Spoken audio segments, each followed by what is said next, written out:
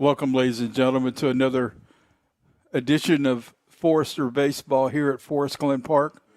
The Foresters are back in action today after being weathered out on Saturday, back in action to complete their four-game series against Taylor University.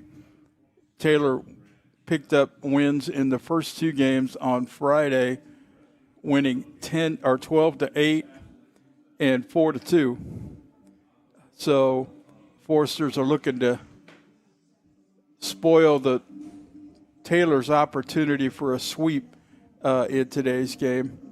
Got Adam Roser with me, who's going to kind of help with some color commentary today. Adam is a 2019 grad of Huntington. Played for us here, had an outstanding career, and played on a couple of really good teams. So, Adam, welcome. Yeah, good to be here. Beautiful day. Up to around 70 degrees today. Wind's blowing out. Good day to be a hitter. See if the Foresters can get back on track. Starting lineup for Taylor, leading off and playing third base, Fletcher Romick. Batting second in right field, Luke Sutter. Batting third in left field, Braden Manning. Batting fourth at first base, Jordan Malott. Batting fifth in center field, Nate Simpson. Batting sixth at shortstop, Ben Kennedy. The DH today is Sam Glad. At second base is Brennan Fickle. The catcher is Peter Ensign. And on the mound today, we'll talk about his numbers. We go to the bottom of the inning, is Nick Crabtree. This is Remick. He was 1 for 6 on the day on Thursday and comes in today hitting 375 for Taylor. Right-hander Grant Simmons on the mound for Huntington, brings it plateward. The first pitch, fastball on the outside corner, strike one. Good start by Simmons there, getting that first pitch strike, staying around the zone today, nothing in the part of the plate with the wind blowing out and this powerful Taylor offense. Grant comes in 3-0 with a 1.93 ERA. So the senior from Homestead, Indiana, is off to a good start. 0-2 pitch, breaking ball outside. The count goes to 1-2. Really, since about halfway through the year last year, Grant has really dialed it in, has been very effective on the mound. There's a fastball that he throws by Remick, one down, and that'll bring right fielder Luke Sutter to the plate. Sutter was the Game 2 hero on Thursday. 2 outs, 2 on, top of the 7th. He hit a 3-1 pitch on a line out of here to break a 1-1 tie and send Taylor home with a 4-2 win. The Foresters did score 1 run in the bottom of the 7th. There's a fastball away. Count goes to 2-0. Boy, Taylor just has a lineup, Adam, that, at least from what I've seen, you just can't make mistakes on. You can't get behind in the count. And you just can't make mistakes on. There's a fly ball hit the left field. Chase is out. Fowler's out there battling the sun, but makes the play. And that's 2 down. That brings left fielder Braden Manning to the plate. Braden Manning. Yeah, that's a good point, Coach. I was talking to Coach Weaver before the game. He said they're not going to tear you up on the base pass, but they're going to get on base with walks, hit by pitches, extra base hits. They're going to hit their way on. Yeah, Manny comes in today hitting 392. He was 3 for 8 on the day on Thursday. Yeah, good hitting teams, they don't expand the strike zone at the plate. They leave it to the next guy, right? That's right. I'll take a walk. We'll kind of just move the process forward. There's a 2-0 pitch, fastball for a called strike. 2-1 the count. Taylor has 115 walks on the season so far in 19 games. That's just a ton. 2-1 pitch. Looked like a changeup down low. Count goes to 3-1. Add 39 hit by pitches too. That's 150 walks or hit by pitches already. Yeah. There's a fastball for called strike 2. It evens the count at 3-2. So the payoff pitch coming from Simmons. Yeah, and you think about that, Adam. That's in 18 games. Yeah. So it's yeah. There's a fastball hit hard up the middle. That's a base hit. So Grant did a good job make him hit his way on. No freebies. And that'll bring up to the plate the first baseman, Jordan Malott. Jordan was 4 for 7 on Thursday. And comes in hitting .333 on the season with 6 home runs and 30 RBI. Fastball up high.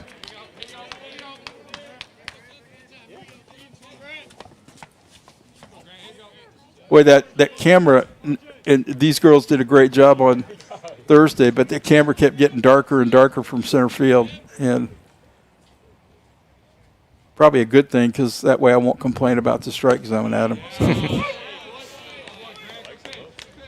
There's a breaking ball on the outside corner for a called strike. 1-1 on Malott. Malott played at Carroll High School in Fort Wayne. Originally from the Texas area. Fastball swung on and fouled off to the right side. Played 2 years here at Huntington, and then transferred to Indiana Tech, and then transferred to Taylor. So, fastball way up high and outside. Count goes to 2-2. He's just a good hitter. He's hard to get out. He's a good 2-strike hitter. Yeah, he can find the barrel pretty easily. Even with 2 strikes, yeah. Some guys are just trying to put the ball in play. He's driving it places. Fastball swung on and missed, and that ends the top of the first. So a good start for Simmons. Taylor is out in the first, and we'll go to the bottom of the first with the score 0-0.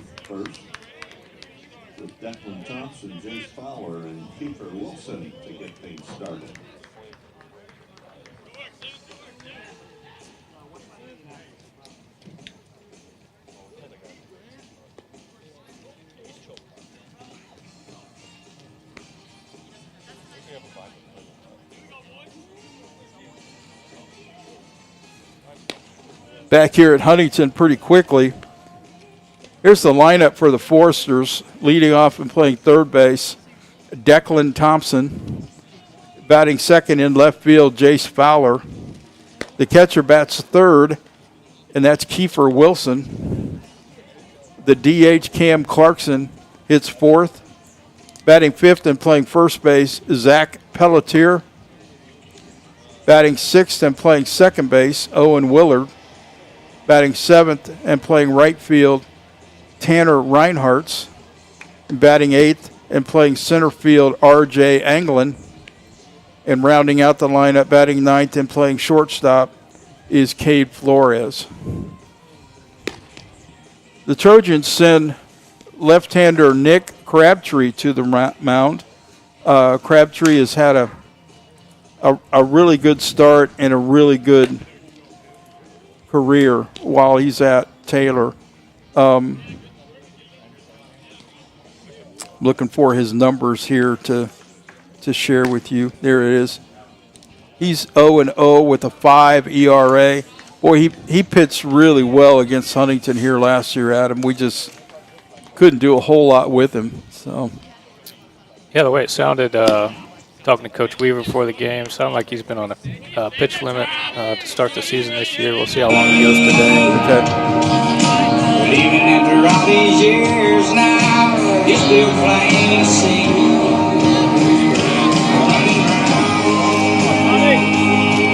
So here's Declan Thompson.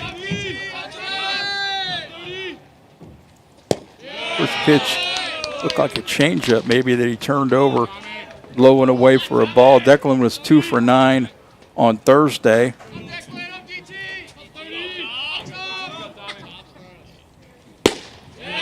Fastball outside. Thompson on the season sitting 380.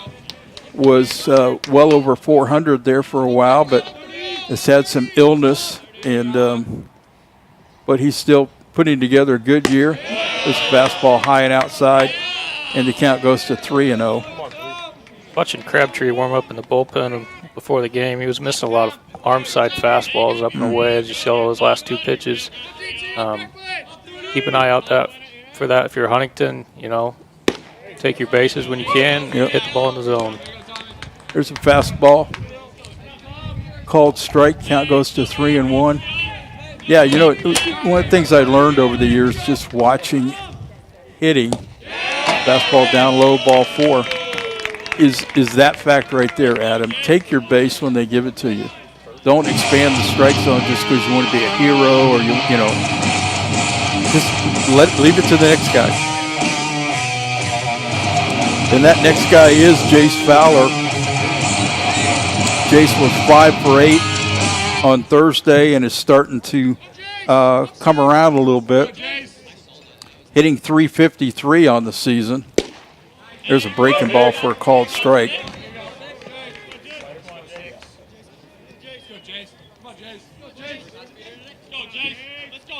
Jace kind of struggled a little bit to find it early in the season, but seems to be coming around now. I probably jinxed him, but, you know.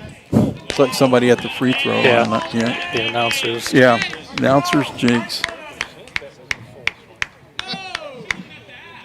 Jace's transfer from Indiana State, and he redshirted down there. He redshirted here last year after a shoulder injury. So Jace is just thankful to be on the field. So ground ball up the middle. That's a base hit. Thompson goes first to third. Fowler takes second on the throw, and the Forsters are in business here in the bottom of the first. Runners at second and third, and nobody out, and that brings Kiefer Wilson to the plate. Kiefer was 0 for 6 on Thursday,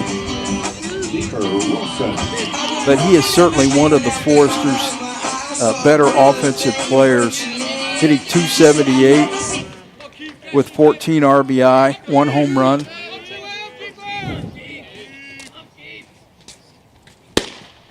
It's a fastball for a called strike. Yeah, talking with the coaching staff before the game today, they said if Wilson can get going, you know, it brings the whole team along, especially in that 3-hole. Yeah. Also hitting with runners in scoring position, even if it's a ground ball to the right side, you know, just getting a run in. Yeah, which is the situation now. I mean, they're back. They're going to give Huntington a run. So with 2 strikes, you just try to hit a ground ball somewhere and get your team on the board, which he cannot do. So swung on a miss, strike 3. So the Forsters miss an opportunity there. We'll see if Clarkson can pick them up. The DH was 3 for 8 on Thursday. And on the season, Clarkson is hitting .339 with 1 home run and 11 RBI.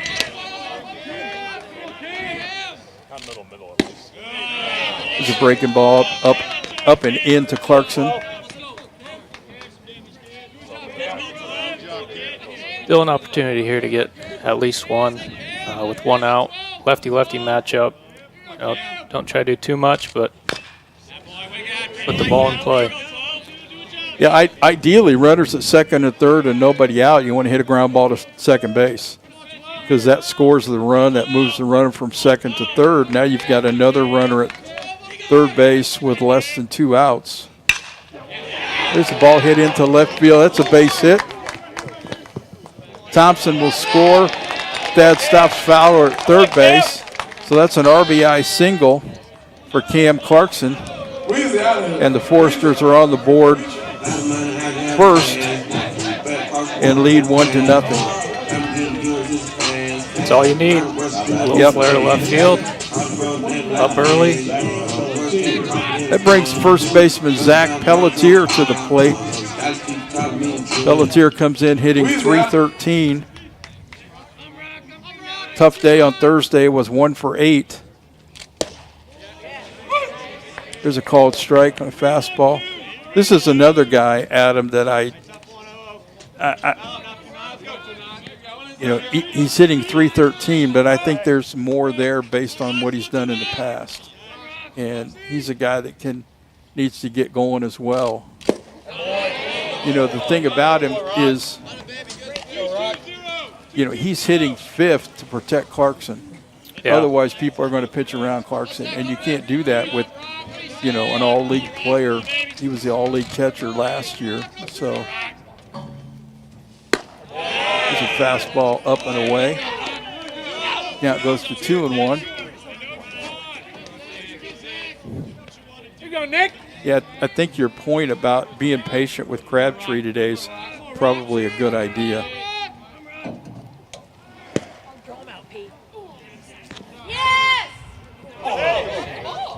No.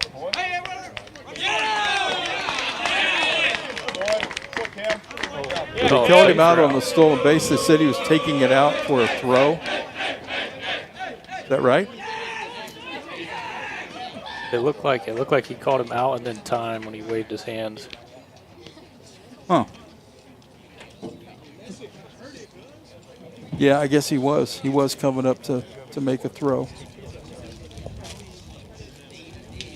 So Clarkson is out on the stolen base attempt, and on the throw, Fowler scores from third base.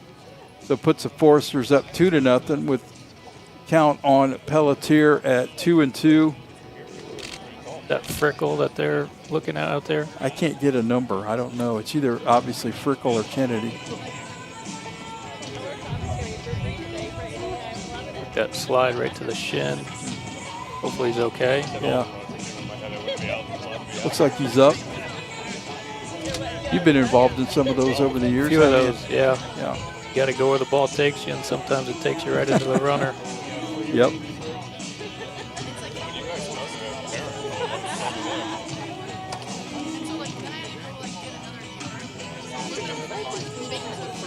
Well, especially with a big man like Cam Clarkson come flying in, it certainly is on your mind, right? So. Yep. I believe that was Kennedy. Shortstop. Was it Kennedy? Okay. So the count's 2-2 on Pelletier. 2 outs, bottom of the first. The Foresters up 2-0. Breaking ball fouled off the right side. If I remember right, that's what the Foresters struggled with last time Crabtree threw against them, was that breaking ball. They just it seems to be couldn't pick it up. Seems to be the pitch that he has the most control of, at least today. Fastball fouled down the right field line, so Crabtree's throwing him and Pelletier's fouling him off.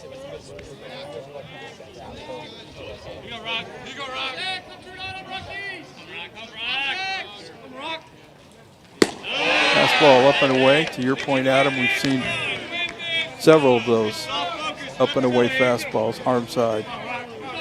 And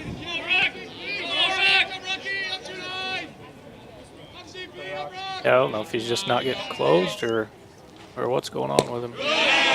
There's a breaking ball outside. Ball 4, Pelletier walks. That'll bring up Owen Willard to the plate. Willard was 5 for 8 on Thursday, hit 2 home runs in the first game. Just has had a really, really good start to the season. Hitting .393 with 6 home runs and 16 RBI. Transfer from Purdue Fort Wayne. Is that what we say? Fort Wayne, Purdue, Fort Wayne? Yeah, PFW. Fort Wayne. And they decided to drop their program, so he was looking for a place to play. We recruited Owen out of high school, and some of you have heard me say this before, but he's one of the top 5 two-way players I saw in high school. Two-way meaning as a position player and a pitcher. I mean, he could impact the game in both areas. Hasn't been on the mound here a whole lot yet, but he certainly had an impact on things on the team offensively. Runs pretty well, so it's been a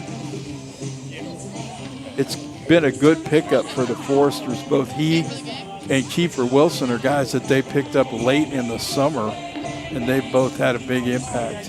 And Owen's dad, Aaron, played for me on my first team here.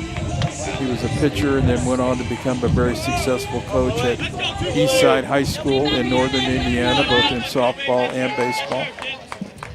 Yeah, if I'm Willard here after that mound visit, I'm looking for something in the zone here to do some damage. Yep, I'm going to try to ambush him, you know? Yep. He's struggling on the mound, just looking to get something over the plate. Might miss dead center, and hopefully Willard can do something with it. Now it goes to 2-0. There's a stretch. Looks like some kind of breaking ball. Slider in on his hands. Willard swings over the top of it. The count goes to 2-1. Let's go, 3.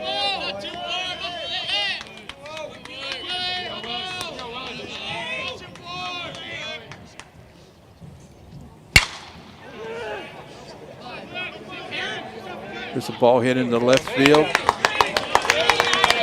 Running catch by the center fielder, Nate Simpson, and that'll put a stop to the bottom of the first. But good start for Huntington. They score 2 runs and go to the top of the second.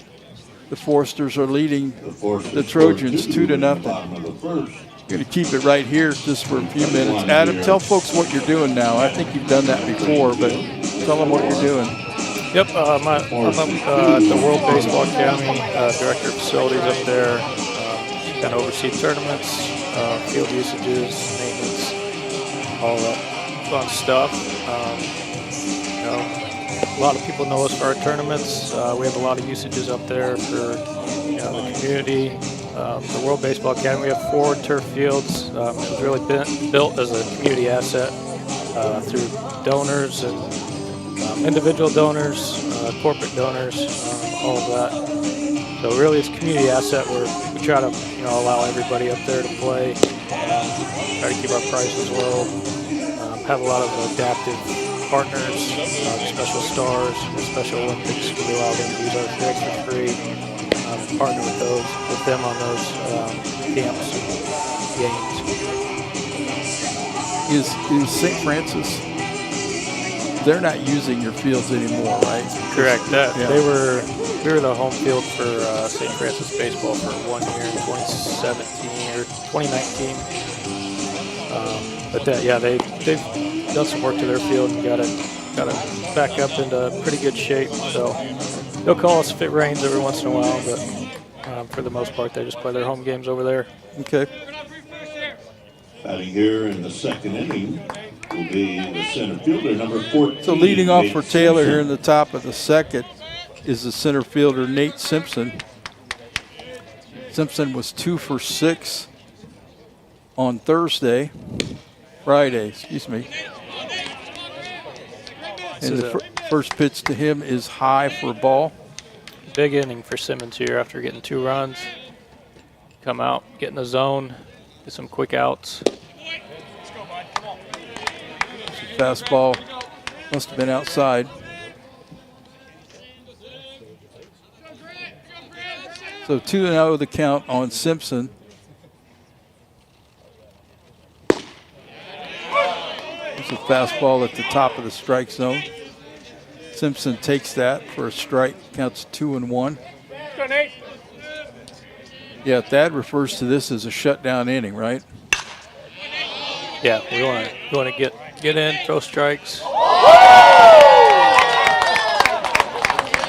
Had a catch up there on the road from that foul ball. Wow. 2-2 the count on Simpson. Here's the 2-2 pitch. That's high for a ball 3. And to your point, Adam, about shutdown inning, we can't walk the leadoff guy, right? That's correct. That's just something you can't do. And there's the 3-2 pitch, and that's a line down the right field line into the corner for extra bases.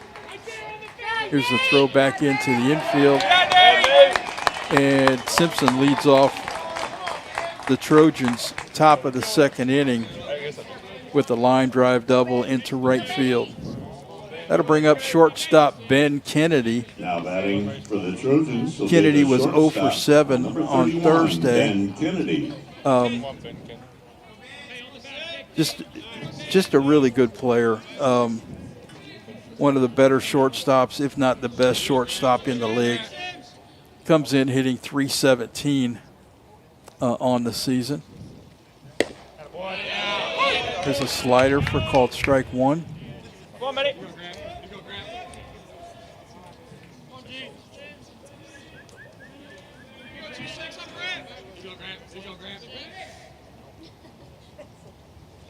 Stretch. Here's the 1-strike pitch. Fastball swung on and missed. The count goes to quickly 0-2. Early on, Simmons has had a lot of success with that fastball. There's been a lot of swing and misses. The double down the line was like a slider in. Yeah.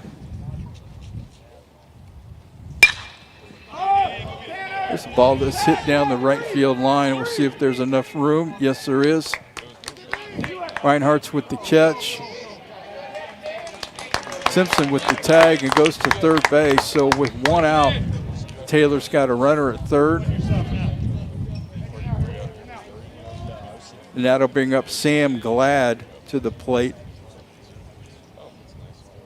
Now batting the DH for the Trojans, number 8, Sam Glad. Let's go, Sam. Just shows you the depth of Taylor's lineup, having Glad down there in the 7 hole. Yeah.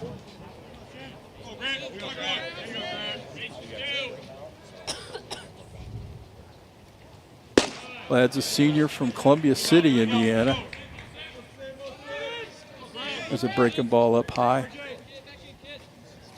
Sometimes when you coach and the opponents have a kid on their lineup that you feel like, I think this guy's been here for 8 years.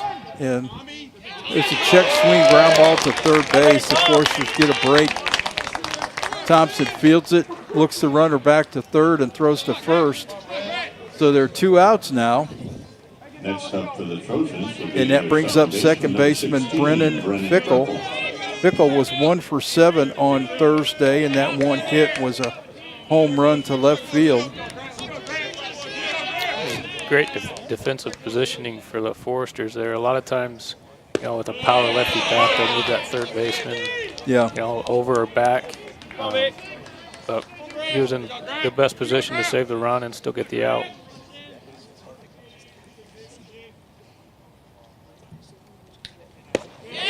This is a breaking ball for a called strike. Fickle comes in hitting .350 on the season. Always nice when your 8-hole hitter can be hitting .350. Yeah, that's a plus. So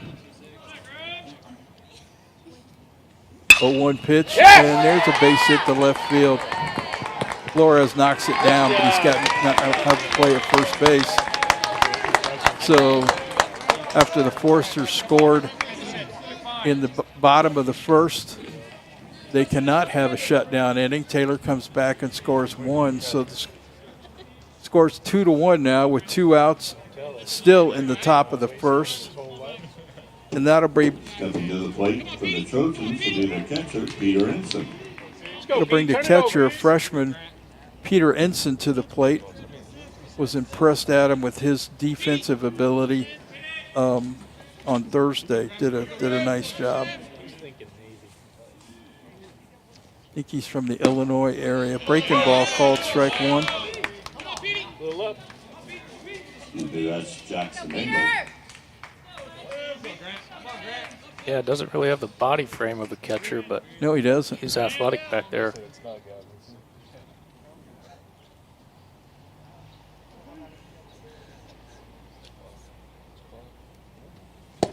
Or one pitch. That's a check swing, but that's a strike.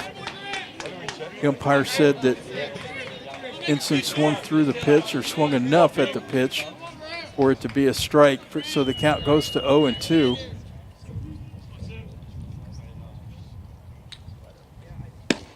There's a breaking ball outside. Tried to get him to chase a little bit. This is a big out for the Foresters here. You don't want to get to the top of the lineup first and second, or even worse than that. Got to get this guy out. Ooh, there's a fastball, close pitch, but he called it a ball. Count goes to 2-2.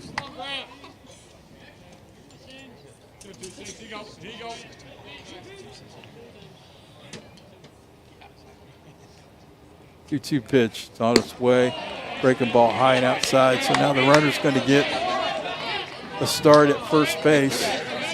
And this is one of the things that hurt Huntington on Thursday. Friday was too many 3-ball counts. And so the runner goes. Simmons to the plate, strikes out Ensign. So that'll wrap things up here for the top of the second. And Trojans come back and score 1 run. And the count is, or the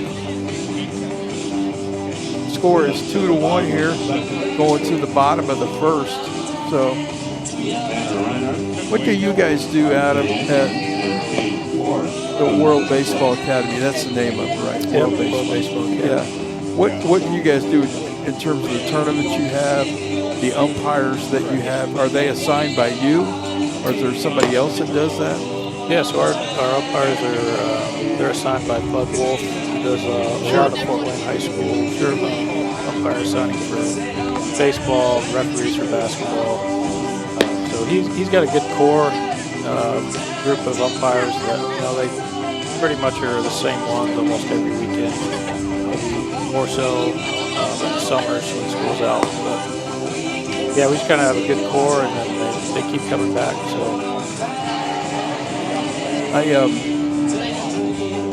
I've heard from a couple of people that umpire in the Fort Wayne area that say that they really need more umpires, younger umpires. Yeah. They need some young guys coming up in the system. Yeah, I mean it's a tough gig. Nobody's quick to give you a hand, but they'll be the first one to argue balls and strikes with you. But yeah, I think I saw a stat. It was like 2 years ago that there were like 4,000 and had to get rescheduled because they couldn't find umpires. So we go to the bottom of the second, leading off for the Foresters in the bottom of the second is right fielder Tanner Reinhardt's. Reinhardt's was 1 for 5 with 3 base on balls on Friday. Takes the first pitch, breaking ball for a called strike.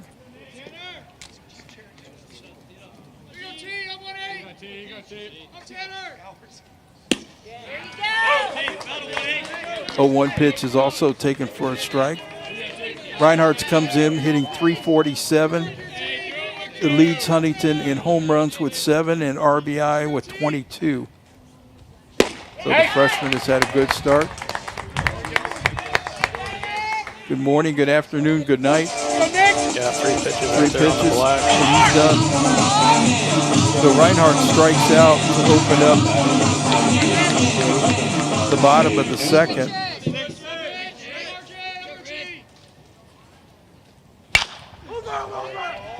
There's a ground ball to first base that bounces off of Jordan Malotte's glove. That'll be an error at first base. And that was R.J. Anglin to hit the ball down there.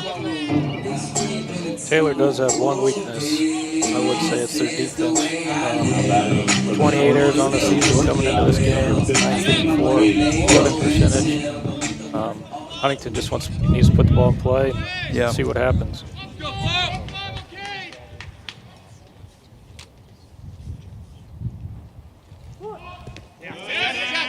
Gabe Flores comes in hitting .295 on the season.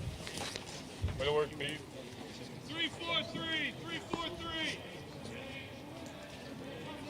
Cade was 0 for 5 on Friday. It was Friday, right? Friday. Yeah, okay. Make sure I get that right. There's a bunt attempt, foul ball. Count goes to 1-1 on Cade Flores. With a left-handed hitter up with the lefty on the mound. The specialty here is if you could drag one and pull one with you into that Bermuda triangle between the second baseman, first baseman, and pitcher, it's a base hit. Yeah, you want to bunt the ball hard towards the second baseman, right? Get it by the pitcher. Yeah. Try to get all three of them to go for it. Yeah. Have nobody covering first. Yeah, it's 2-1 on Flores. There's a breaking ball swung on a miss. The count goes to 2-2. Come on, Nick. You know, with Clarkson, Dad just wants 3 swings, 3 good swings, and we'll see what happens. With Flores, you got to put the ball in play. You can run. With 2 strikes, you've got to hit a ground ball somewhere. And there's a fastball that is taken by Flores for strike 3. Yeah, good. That's like glove side fastball. Something to struggle with today.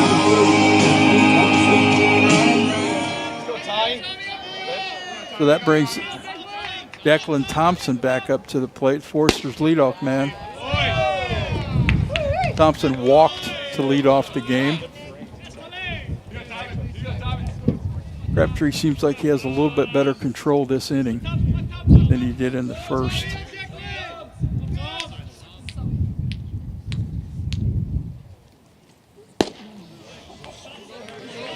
Thompson with a weak swing on a breaking ball. Yeah, that's one of the first times all day he's came inside on a righty. Thompson wasn't looking for it. A 1-1 to count on Thompson.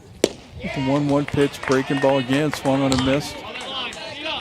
Let's go, 3. And Thompson has looked bad on the first 2 swings on the breaking ball.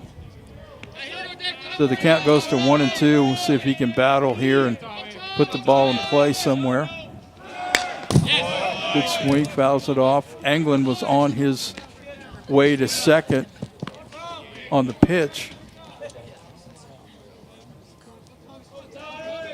Thompson did a good job of just fouling that ball off. Had a good 2-strike approach. That ball goes through. That's a wild pitch. Yeah, I like that. Like that move, sending the runner on first. 2 strikes to a leadoff hitter, one of your best hitters.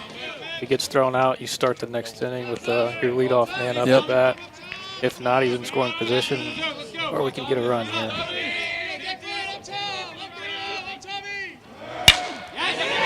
That'll do it.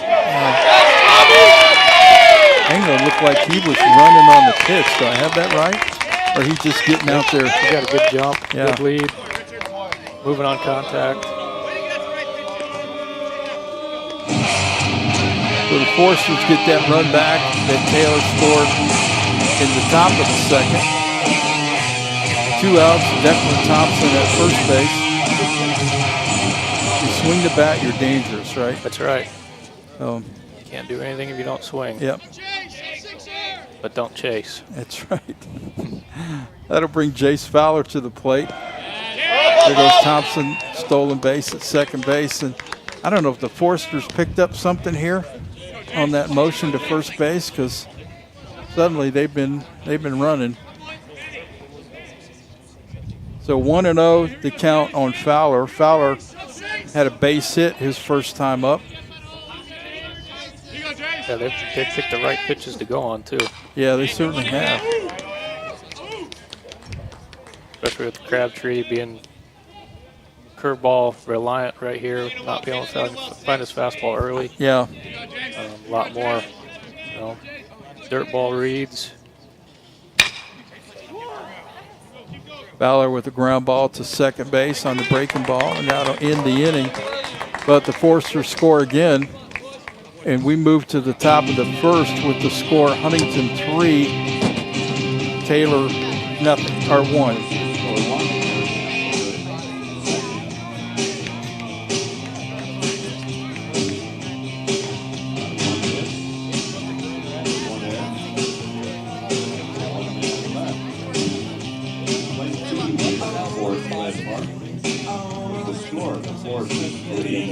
Trojans 1.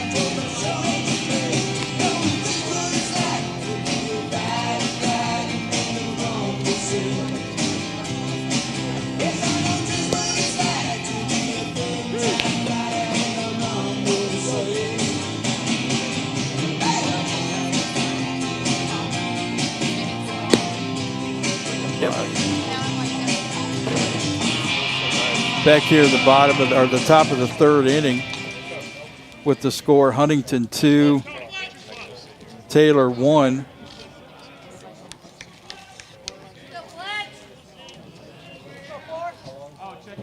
Leading off for Here in the top of the third will be the third baseman, leadoff man. Come on, Fletch. leading off for the top of the third for Taylor is Fletcher Romich, the third baseman. He struck out to lead off the game for Taylor. First pitch, breaking ball in for a called strike.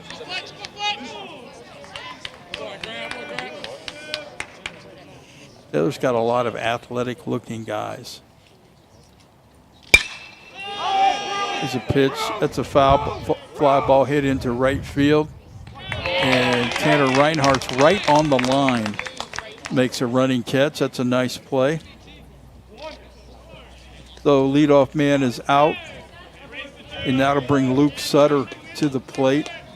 Next up for the Trojans will be the right fielder, number 23, Luke Sutter.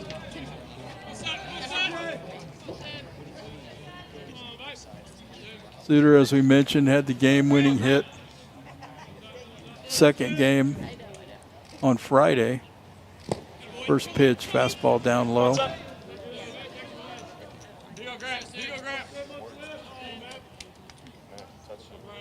Defense has shifted. Shortstop Flores playing right behind second base, leaving that third base side open. So there's a fastball that Wilson cannot catch, but the umpire calls it a strike. So the count goes to 1-1.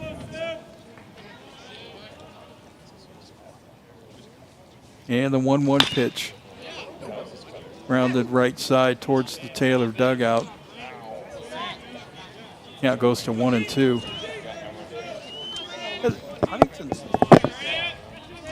Huntington's done a lot more of that shifting than I remember in previous years. There's a ball hit down the left field line. That's going to be out of play. And of course, with 2 strikes, now they move the third baseman off the line into the hole at shortstop because they're thinking that Suter's not going to bunt with 2 strikes. There's a fastball hit on the line into right field.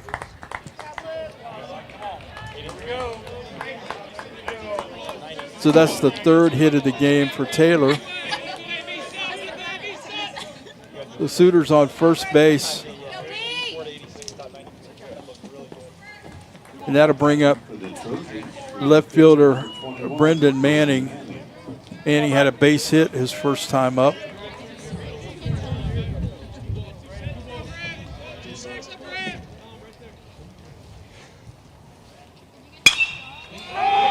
There's a ball popped into right field. Tough play. Willard's out. Makes the. That's a nice play, Adam. Yeah, I was Makes thinking a the right play. fielder was going to call him off there. Yeah, looking back into the sun. Forsters don't play a lot of noon games, so and it's a high sky today. Yeah, that was a big out. Getting Yeah. out Manning. He was hitting 392 on the season. Probably Taylor's best hitter. So with 2 outs, that'll bring Jordan Malott to the plate. Malott was a strikeout victim his first time up.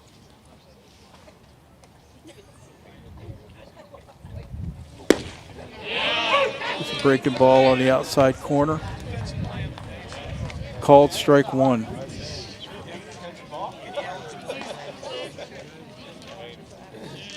Simmons comes set. 0-1 pitch. Puts the ball down in the dirt. Nice play by Kiefer to keep in front of him.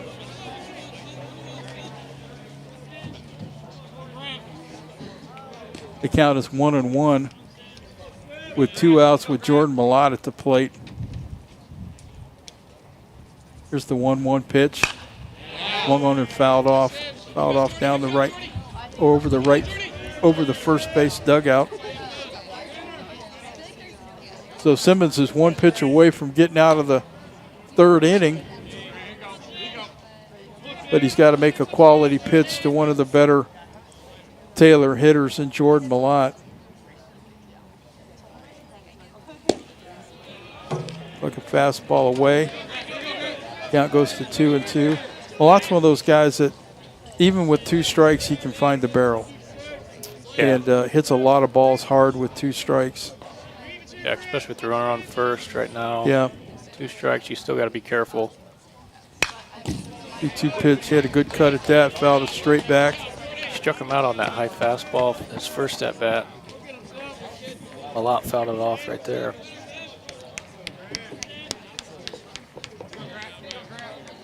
It's called making an adjustment.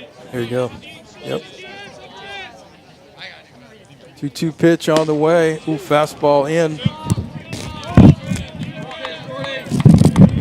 A lot like all good hitters. If you can get in on them with the fastball, you have a much better chance of getting them out. The problem with that is some of those balls leak over the plate and are hit very hard. There's a ball hit to center field. See if Anglin can fight the sun for it. He can. I think Malott just missed that. So that ends the top of the 3rd inning with Huntington still ahead 3-1.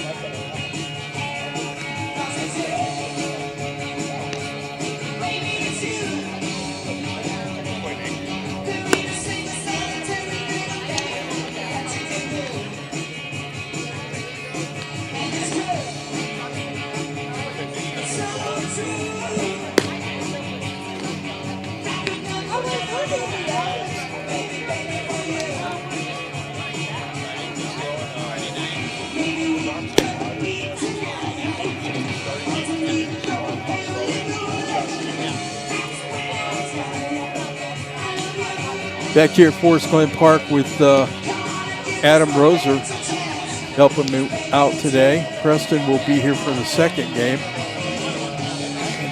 The Foresters lead here 3-1 in the bottom of the 3rd. This is a 9-inning game, so a long way to go in this game. A lot of things can still happen. So leading off for the Foresters will be Kiefer Wilson. Kiefer struck out his first time up, and he's been struggling a little bit, trying to get back into a groove. There's a swing and a miss, although he was the Crossroads League Player of the Week last week. But just from what I saw in the fall, just he's not where he was in the fall. Still working on that. There's a ball hit really deep to left field, and that ball is gone. So I need to talk more about how he's struggling at him, and maybe that'll be the result. So Fastball up, good swing on it. yeah. So Wilson bangs one over the left center field fence, and that's kind of Death Valley out there. So good swing, good approach. That's his second home run of the year, his 15th RBI, and that expands the Foresters' lead to 4-1. Yeah, good start to the inning. Yeah. So far, they've scored in every inning. That's the goal, right? You want that scoreboard to look like a phone number out there after the game's over. Yep. Never heard that before. That's a good one. I'm going to have to use that. So I'll give credit to you, though. Yeah, all right. That brings up Cam Clarkson. Clarkson had a base hit his first time up. Hit a base hit into left field, but he's quickly down 0-2 to Crabtree.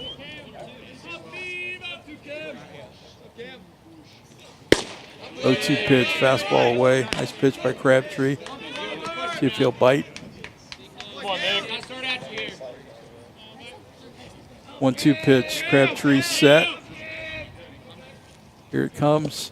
And Clarkson swinging a miss. Ensign completes the strikeout by throwing to first. So 1 out. That'll bring Zach Pelletier to the plate. Pelletier walked his first time up. And that'll be it for Crabtree. I think Adam is right. He had mentioned that Crabtree, coming off of an injury, might be on a little bit of a pitch count. And so we see if we can get a number on this guy that's coming in to throw. It's like a right-hander.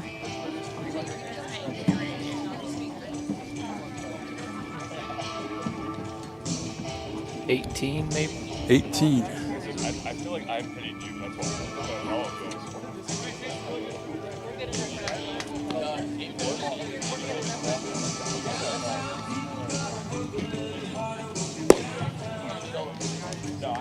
Lane Lewis has only had 1 appearance all year. If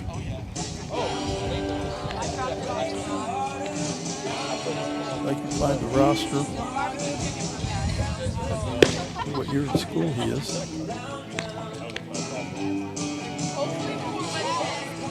So Lewis's job here is to keep Taylor close to see if they can scramble back into it in the middle innings. 9-inning game, you got to own the middle innings. And Huntington's up 4-1. So if Lewis can eat some innings here in the middle part of the game and keep Huntington from scoring anymore, then he's done his job. He could turn things over to the short guys in the bullpen and see if Taylor can claw their way back into this thing. Yeah, with these 4-game series, 2 doubleheaders, you really count on those middle inning guys if you need them. Just to, even if they can just hold you there, 1 or 2 runs maybe. But if you can get some length out of them, that's the key. Maybe save your guys for the next game.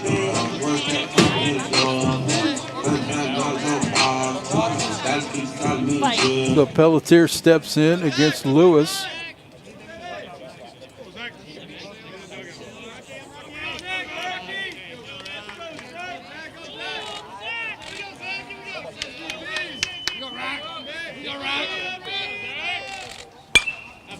First pitch swung on and fouled to the right side.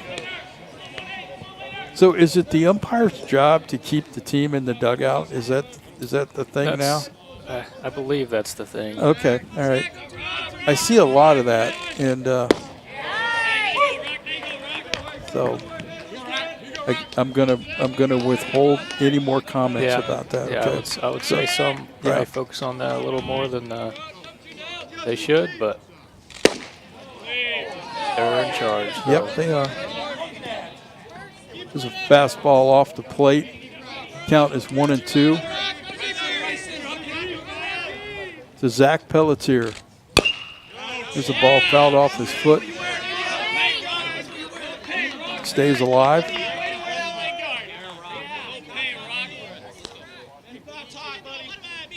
Pelletier playing first base. I think the Foresters, when they started the year, they were envisioning a rotation of Pelletier, Wilson, and Ankenbrock left, first, and catch. But Ankenbrock has struggled offensively, so his playing time has been limited. Pelletier takes a fastball for a called strike 3.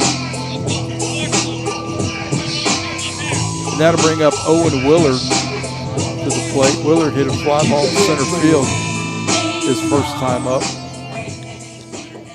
2 outs, nobody on. There's a run in on the home run by Wilson.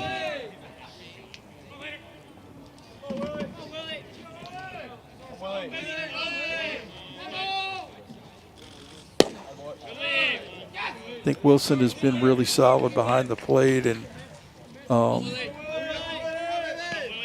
as a coach this time of year, Adam, you begin to settle in on the guys that are getting it done, right? Yeah. The fastball away, count goes to 2-0. Especially if your catcher hitting 3-hole, you don't see that a lot. Just shows how good he is. Anglin's got some more playing time in place of Ankenbrock.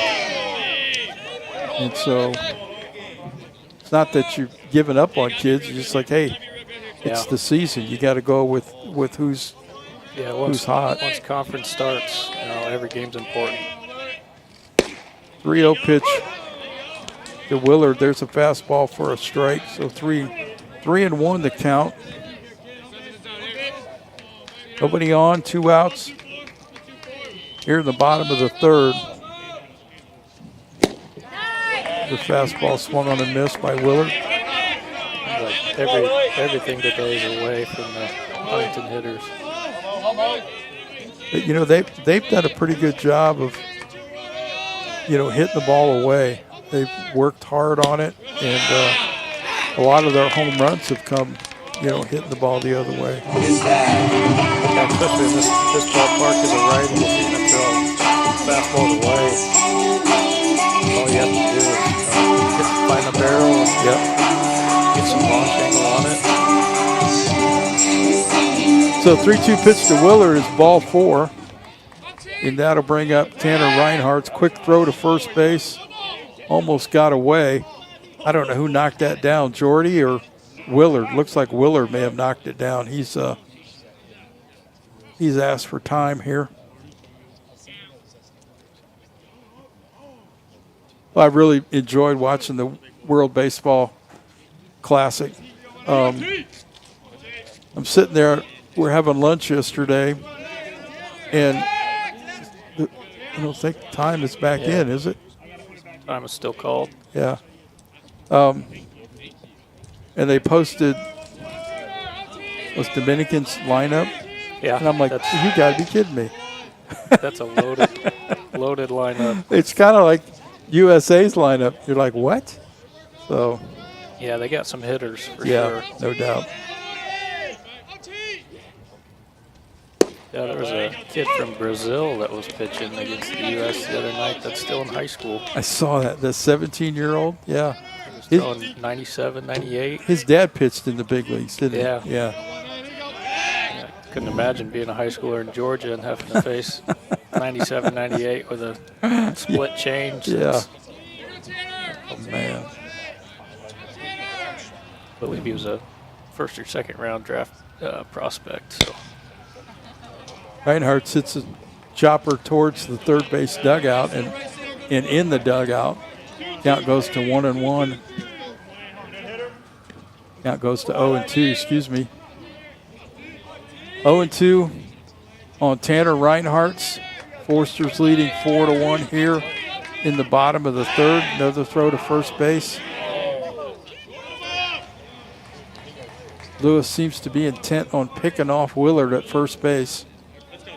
And he's been close. Yeah, and even if they're not intending to steal, they're at least getting in the pitcher's head a little bit. Yeah, that kid that was throwing 98 that's still in high school, he's got a body that's going to develop and fill out, and wow.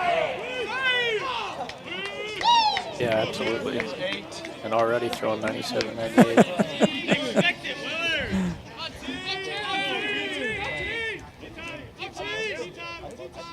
And you also have I saw there was a part-time construction worker, or a full-time construction worker on one of the teams that take PTO just to play in the game. Wow.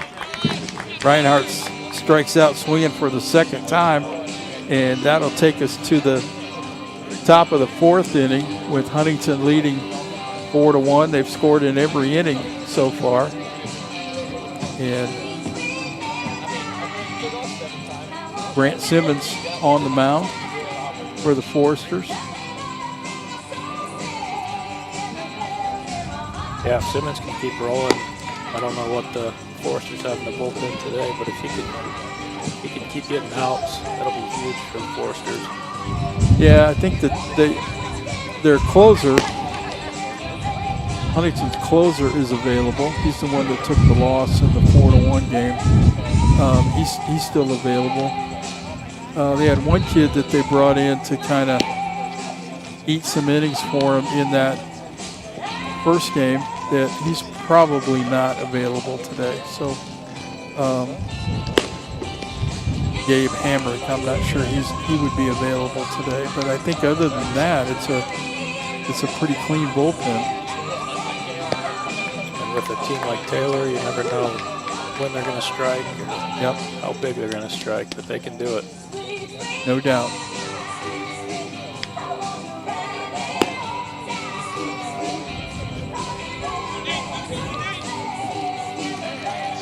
Come on, Nate. So top of the fourth inning, that'll bring up center fielder Nate Simpson. Simpson had a double down the right field line his first time up.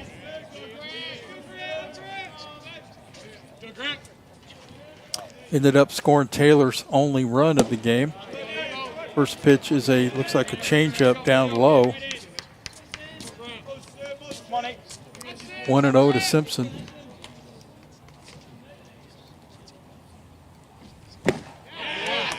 There's a fastball. He kind of blew by him. Simpson was not expecting that. And the count goes to 1-1. Simmons working fast. There's a fly ball into left field. Fowler over. And that's one out in the inning.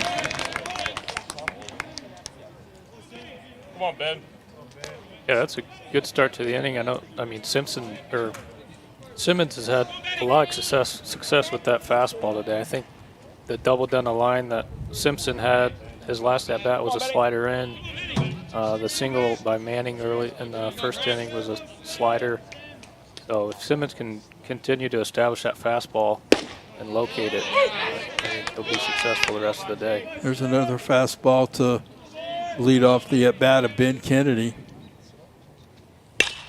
There's a ball hit into right field, and that's going to drop in front of the right fielder for a base hit. So that's Kennedy's first hit of the series. And that'll bring up DH Sam Glad.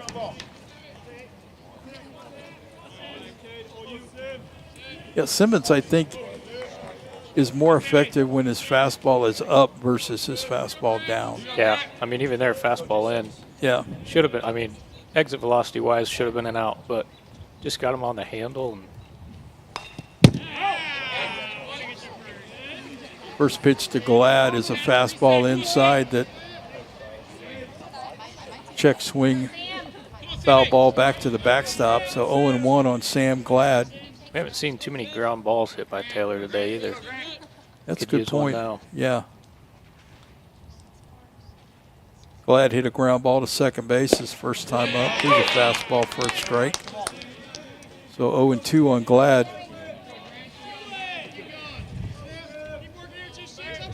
This guy's dangerous. You never know when he's going to hurt you. And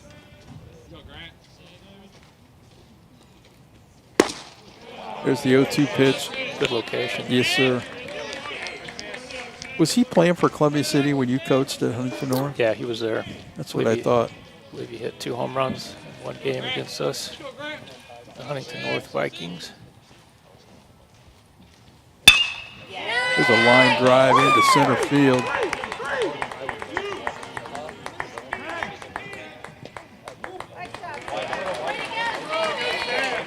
Line drive into center field. Kennedy goes first to third, so Taylor's got runners at first and third with 1 out. And that'll bring up second baseman Brennan Fickle. He had a base hit his first time up. His one hit on Friday was a home run to left field in that first game. There's a ball hit into right center field, and that's going to go all the way to the fence. So that's a double for Fickle.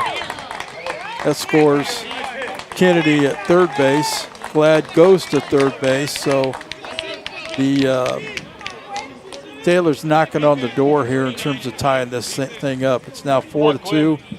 They've got runners at second and third with 1 out, and pitching coach Mike Mockma is going to the mound as Huntington is getting some activity in their bullpen.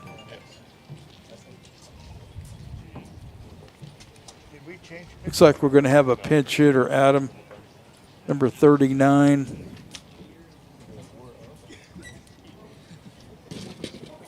Quinn Kunkel. He had 2 hits, 2 pinch hits on Friday. Had 2 really good at-bats. Hit the ball hard twice. So, as we mentioned, Adam, this game's far from over. Yeah. You know, Huntington has a lead, but Taylor can quickly wipe that lead out here. So, yeah, especially with the explosiveness of the Taylor offense. There's no lead big enough for Huntington, but if they can keep scoring every inning, that should be their main goal. First pitch from Simmons to Kunkel's a breaking ball outside. Kunkel hits from the left side. Huntington is back, giving up the ground ball here to get the out. There's a changeup down in the dirt that Kunkel swings over the top of. That's a good pitch. He's certainly looking for something else there.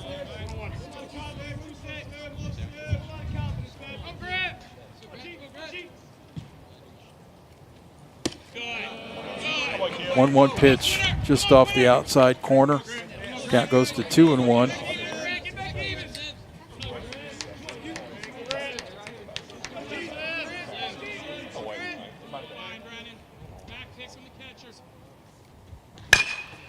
Two and one, ground ball chopped foul to first base. Count goes to 2-2. So after Kunkel, we go back to the top of the order for Taylor. So that's why this is I would think this is a big out in the game, Adam. Yeah, he's going all off speed here. He's chased 2 changeups down. I would look for a fastball up right here. Change the eye level.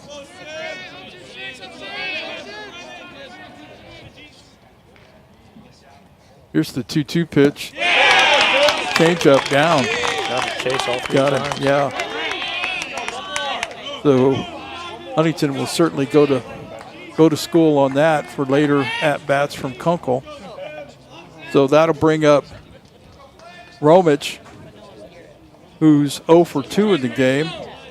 Struck out in a fly ball to center field his last time up.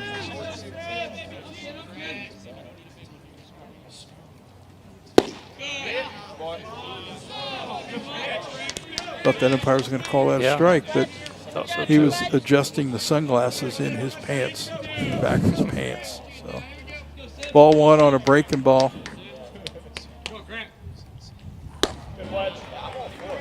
And the 1-0 pitch is a fastball up high. Count goes to 2-0.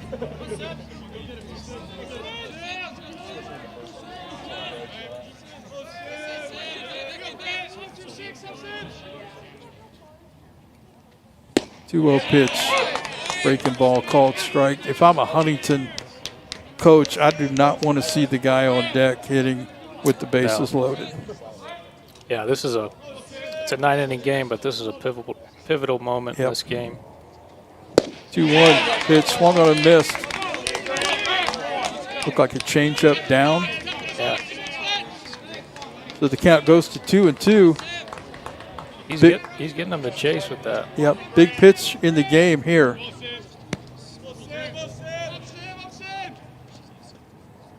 2-2 pitch on its way outside. That's ball 3.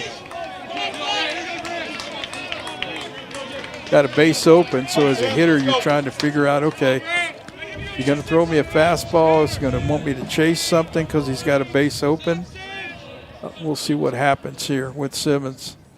Breaking ball right there, called strike 3. So Huntington gets out of it with only 1 run scored for Taylor, and we go to the bottom of the 4th with Huntington ahead 4-2. See if they can get that run back.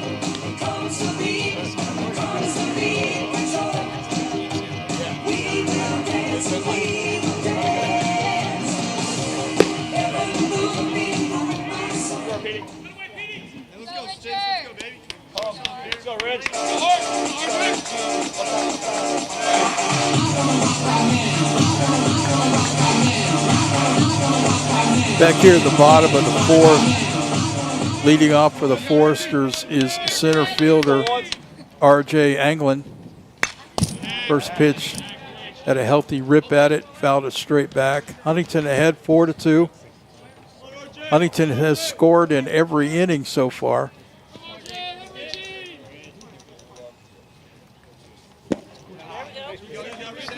The 0-1 pitch, some kind of breaking ball down, and not a healthy cut there, but quickly 0-2 on Anglin.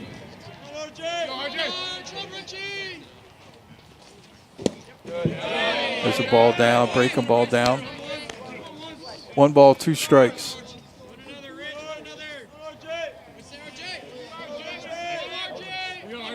Lewis is set, comes to the plate. There's a ground ball chopped to third. And Remich makes a nice play, throwing Anglin out at first base for the first out of the inning.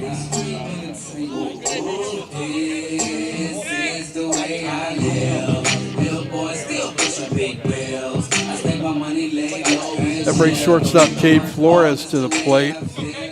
Flores struck out looking his first time up. on a breaking ball from Crabtree, the left-hander.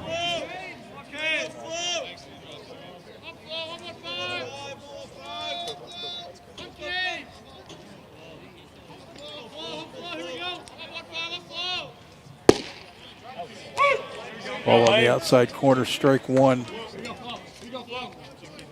1-1 on Flores. Has played some third base. Has played even some outfield a little bit, but he's I think he might be in the lineup here for a while at shortstop, Adam. We'll see. I don't know. Utility guy, plug him in where he fits. But yeah, he's a captain, and the team really respects his approach to the game and really likes the way he plays. And yeah, I've been watching him since he's been here. I'm a big fan of how he goes about things, how he plays the game. Not a huge guy, but you know, he's going to battle in there for you. 2-2 the count. Ground ball to first base. Malott eats it up. Second out of the inning. But even after all these years now, you're still playing single. That'll take us back to the top of the order with Declan Thompson. Thompson has walked and had a base hit his last time up. Played third base today.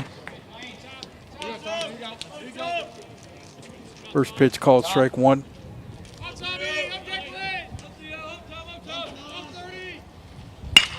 There's a ground ball hit hard, but right at the second baseman who's playing him up the middle. And that's the end of the inning. So Huntington goes by quickly here in the bottom of the fourth. Looks like Malott might have came off the bag a little bit there, but might have got back on. They're going to ask the home plate umpire if he saw anything different. I couldn't see the throw because of the window framing here.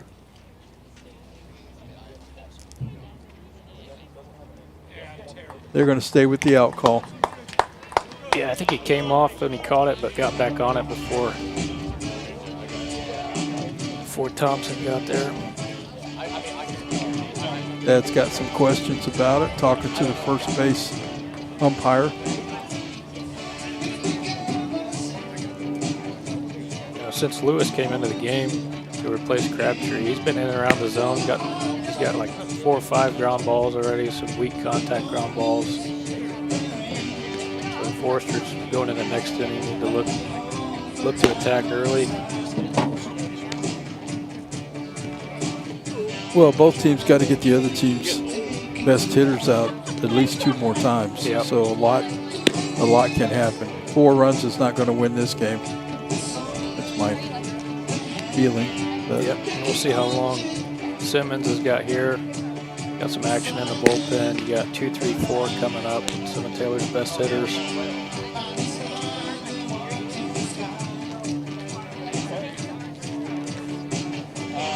can get through this stretch. Hand the ball over at the clean inning. That would be ideal for Huntington.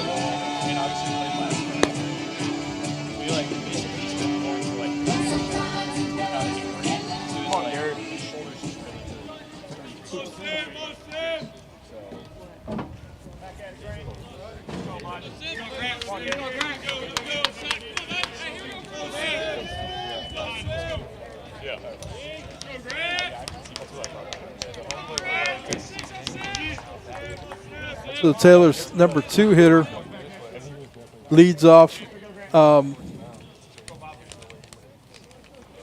here in the top of the 5th inning. Luke Suter.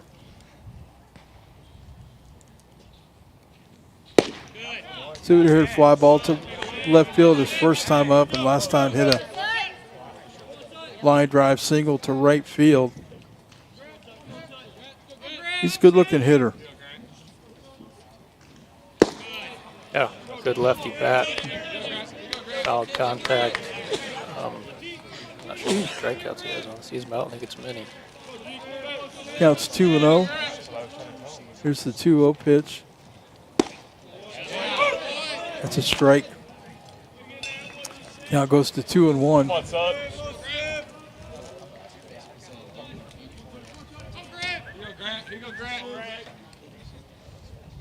And the 2-1 pitch. Must have been a little bit low. Come on, son. Come on, son. Yeah, looked over the plate, probably a little low. So these are the situations that we talked about you can't get into with good hitters. Is 3-1 counts. That's good pitch, 3-1. That's a slider. Taken. Come on, Gabe. Come on, son. Count goes to 3-2. Been in a couple 3-1 counts today, or 3-0, but I don't think he's allowed to walk yet. Done a good job battling back. There's a walk. Good job, son.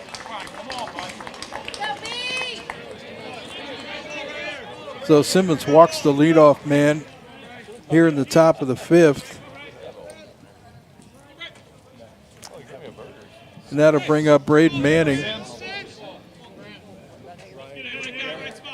Taylor's left fielder. He's 1 for 2. Had a base hit his first time up, a fly ball to second base his last time up. Willard made a nice running catch in short right field. First pitch swung on and fouled straight back. Go, Braden.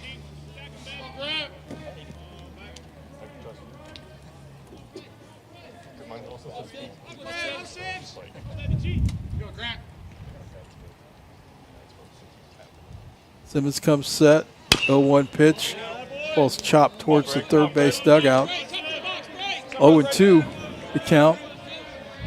So now Huntington will switch or shift their middle guys.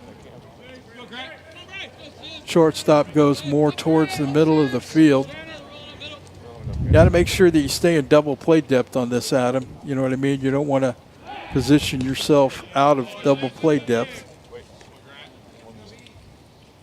Yeah, I don't know. I think some coaches now today don't really believe in double play depth, but Yeah, you want to make sure you can still get the double play, Yeah. but still make sure you're in good enough positioning to where a ground ball doesn't sneak through. Bye, Brad. I always wanted my middle guys, as you know, you played for me, is Come on, Brad. Come on, you got to make the routine play and you got to turn the double play. Yep. Because Yeah. with a metal bat, there's going to be guys on base. So anytime you have the opportunity to turn double play, you got to do it. Yep. Especially on turf, too. Yeah. The ball moves quick. Yeah. You have a little more time. Back.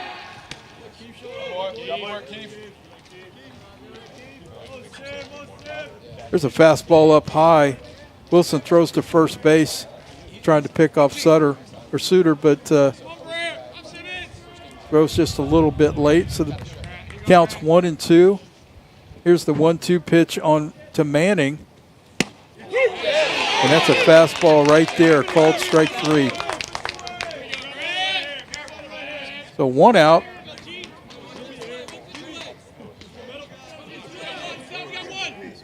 Yeah, and with those middle infield positionings, you know, it depends on the pitch and the location as well. I don't know if they have access. I know everything's kind of pitch com these days and Let's go, Jordy. electronic, but I don't think that the infielders have pitch com. I think right now it's just the catcher, the pitcher have it. I think Okay. they're working towards that, but gosh, it's so expensive. yeah. First Yeah. pitch to Malad is high for a ball. It's a huge game changer as an infielder, too, if you can see the catcher signals and know what's coming and what to Yep. expect. Malad has struck out and hit a fly ball to center field in his first 2 times at the plate. 1-1 pitch on the way to him. Swung on and missed.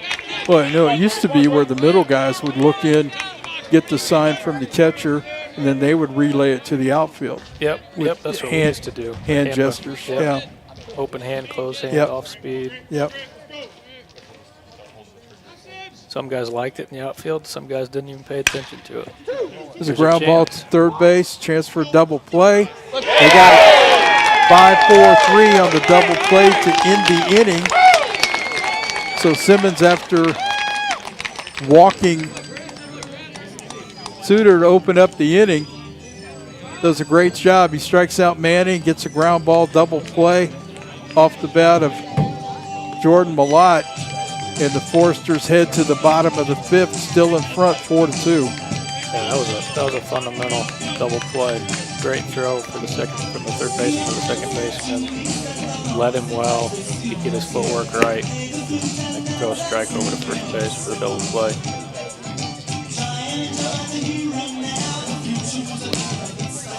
Willard played shortstop in high school, so he's so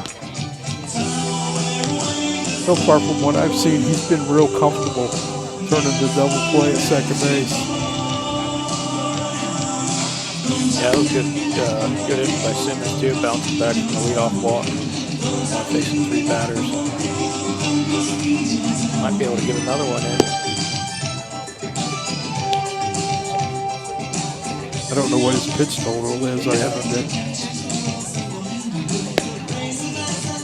I always thought as the coach, that's got to be the toughest decision, when to pull a pitcher. Yeah. I know some coaches, you know, there's a magic number in terms of pitches thrown.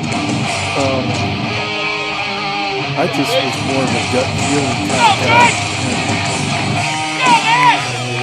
You want to listen to the players if they say they got it, but if you're seeing something different.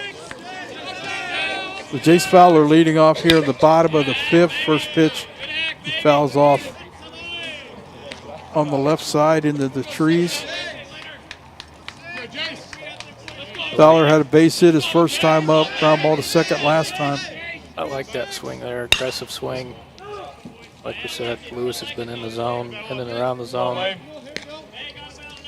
There's another ball hit down the left field line that hits foul.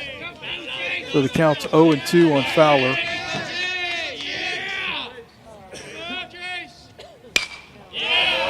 Another foul ball into the trees here behind the backstop. I don't know, you call it a backstop anymore? Really not traditional backstop, is it? The netting. The netting, there you go. And the 0-2 pitch swung on a missed. And Lewis continues to do a great job. Away. That brings up Kiefer Wilson. Wilson is 1 for 2, struck out his first time. Homer to left field his last time up.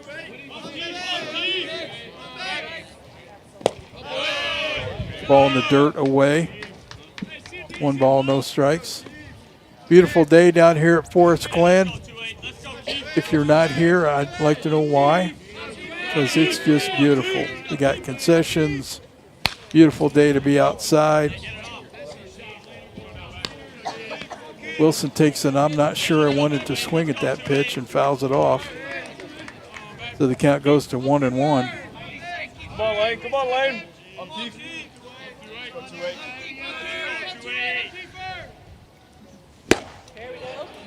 Fastball away, swung on a miss, and as Adam said, Huntington's going to have to adjust because Lewis is away. Yeah, if I'm a hitter, I'm looking. Split the plate in thirds, and I'm looking the outer third. It's a ground ball to shortstop. Kennedy throws to first. 2 outs.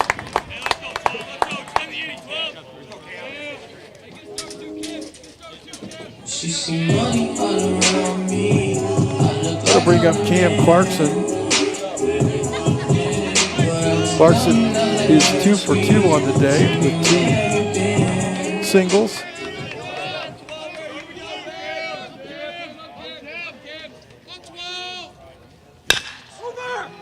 There's a ground ball to first base, and quickly Huntington is out in the top of the 5th.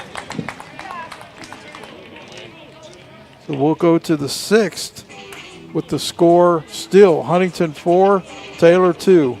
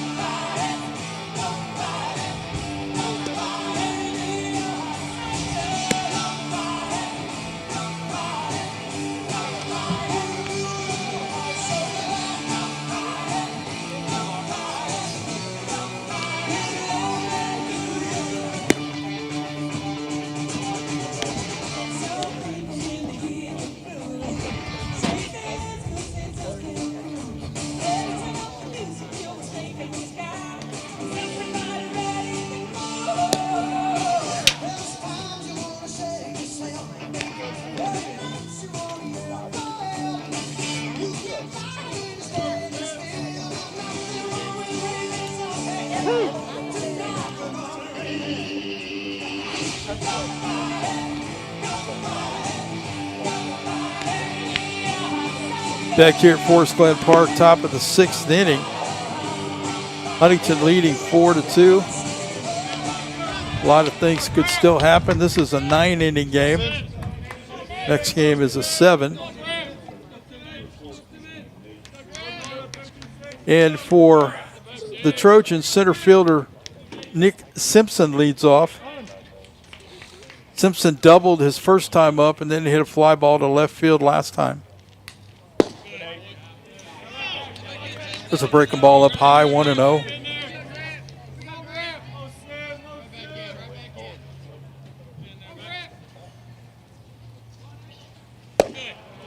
Fastball down low. 2-0 the count. Got to be careful here.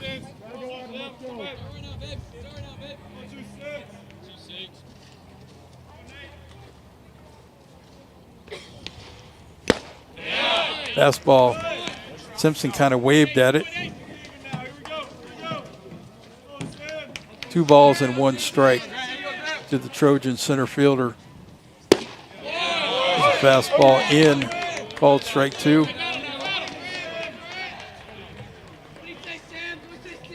Simmons crawls back in the count, evens it up at 2-2. Fastball off the outside corner. That count goes to 3-2. Yeah, I think that's why Simmons has been so effective today. I think he's been using all 4 quadrants of the zone, in, out, up, down, making the Taylor hitters not know what's coming. 3-2 pitch.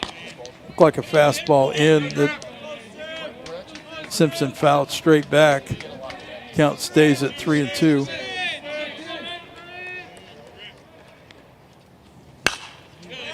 Same thing, 3-2 pitch. Simpson fouls it straight back.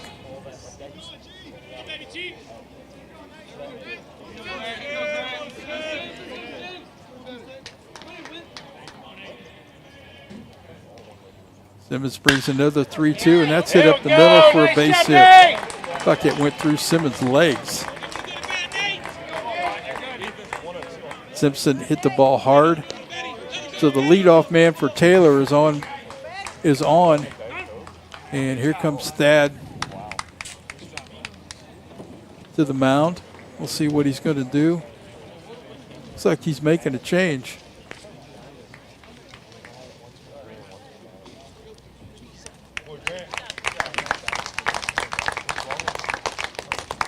Boy, really good job. Another really good job by Grant Simmons.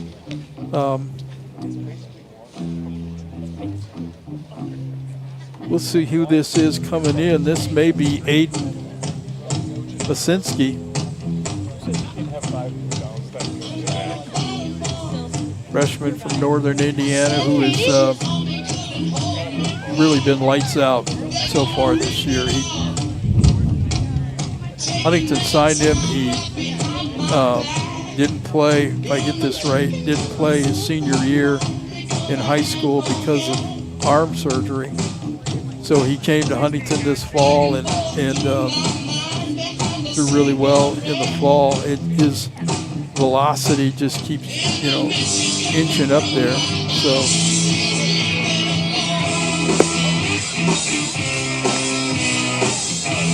16. I got to make sure I got this right, Adam.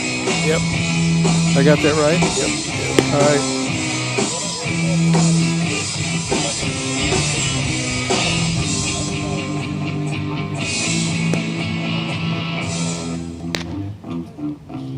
Yeah, great outing by Simmons. Yep. Leaving with your team ahead. I'm sure he'd like to maybe go a little longer, but yeah, not sure what his pitch total is like.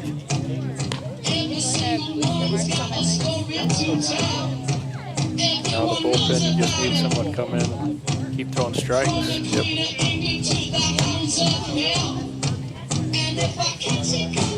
Huntington's going to have to score a couple more runs, I think. I don't think 4 runs is going to win it. Both teams are in the bullpen now. 4 more innings. This is Ben Kennedy up, Trojan shortstop. Hit a fly ball to right field his first time and had a base hit his last time up.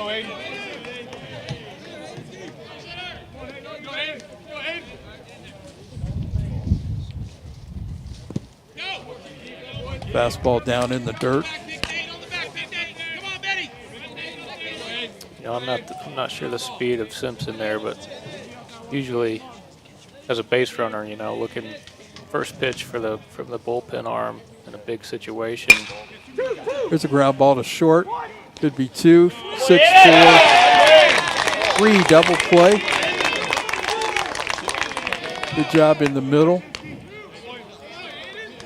So that erases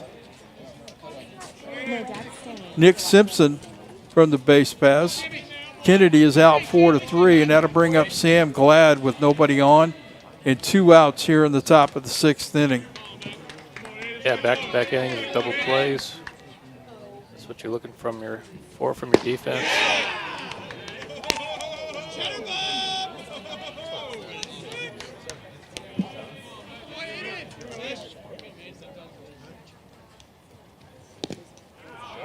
Oop, that pitch hit him.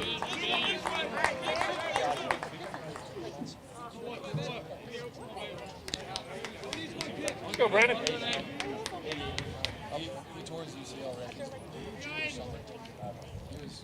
That'll bring up Brendan Fickle, Trojan second baseman.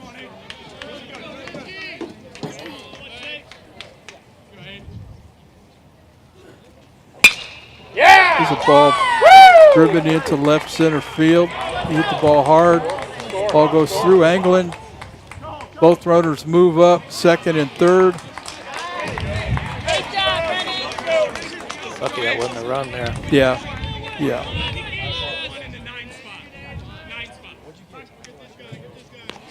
It would have been a bang-bang play at home. Would have needed 2 good throws to get him if he would have went.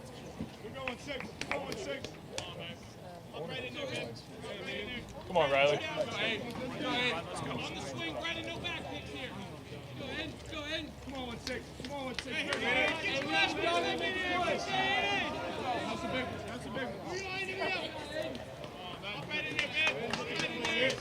So is this the catcher, Ensign? This is a pinch hitter. Okay, number 1. Riley Singleton. Fly ball to center field. Anglin falls down and can't make the play.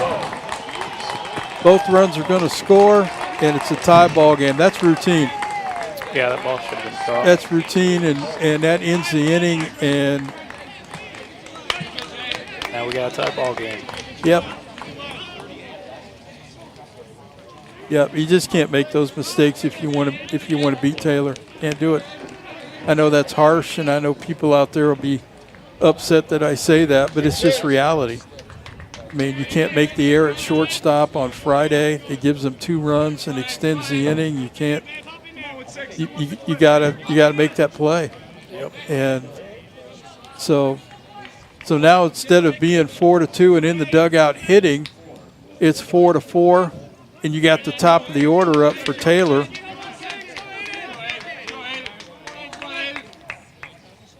This is Romich. That's a breaking ball for a called strike. Let's go, Fletch.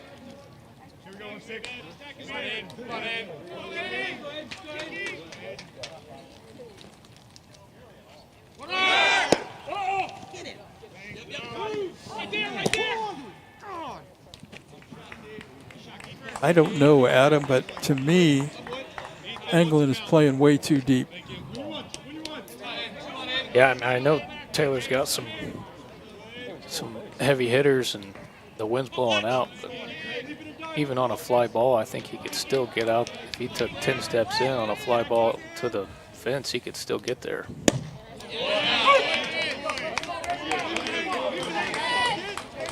So 1 ball with 2 strikes now on Romich with the go-ahead run at second base.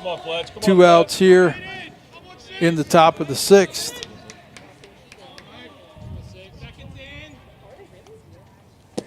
1-2 pitch in the dirt. Good job by Wilson keeping that handy.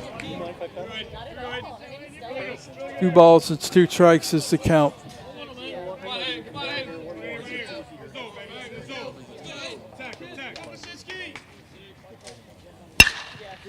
There's a hard ground ball to shortstop. Flores over to first. The tag by Pelletier on Romich. And the side is retired, but not before they score 2 runs on an error in center field. I guess that's an error. Is that not an error? I don't know if they would. Maybe they score that a hit because you fall down coming in to catch it. But the first one was that went past him. Yeah. So now the score is all knotted up at 4, going to the bottom of the 6th. See if Mike can get something going out. I don't know if they've had a base runner since the home run. I don't think so. Zach Pelletier leads off for the Foresters. Lewis has done a great job because we talked about keep your team close, right? Keep your team in the game. And that's exactly what he's done. Keep your team, keep Huntington at bay and see if your team can come back and score some runs. So they've certainly done a good job with that.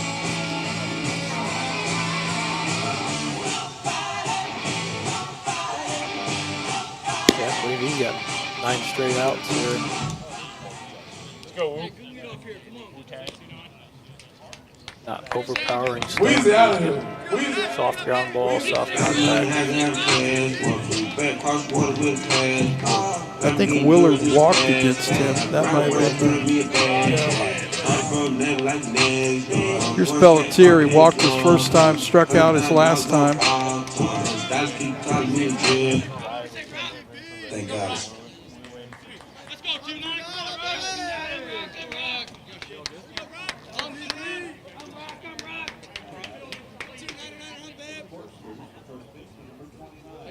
Let's go, Lane.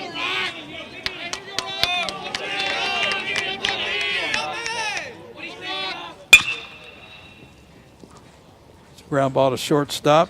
That's routine. Kennedy throws Pelletier out for the first out here in the bottom of the 6th. Thank God it's Friday. Brings up Owen Willard. New catcher in the game for Taylor is Caden Wu. He caught the second game on Friday.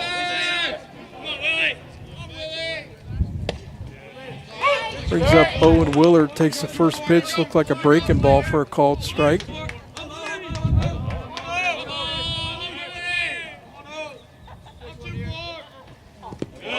Next pitch is down low. Count goes to 1-1. Yeah, that's disheartening when you feel like you're out of the inning, Adam, and you know what I mean, on that fly ball to center field. Ball down low. Count goes to 2-1 on Owen Willard.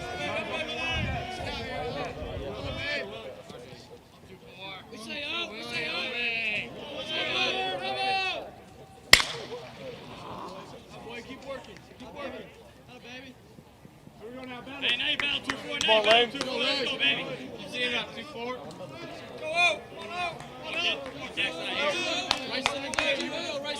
Yeah, it feels like that kind of deflated the team, you know. Changed the momentum of the game.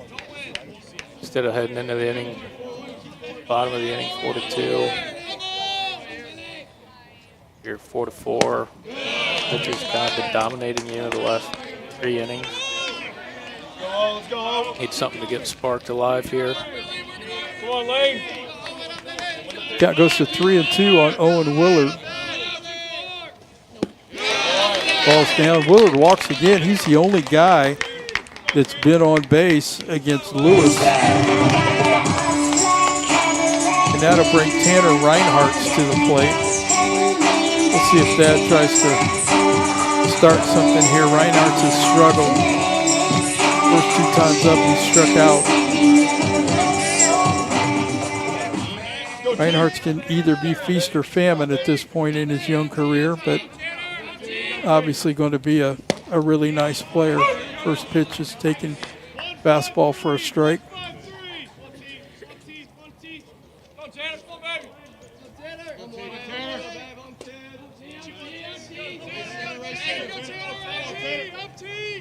Reinhardt's checking out his signed card. See what's on.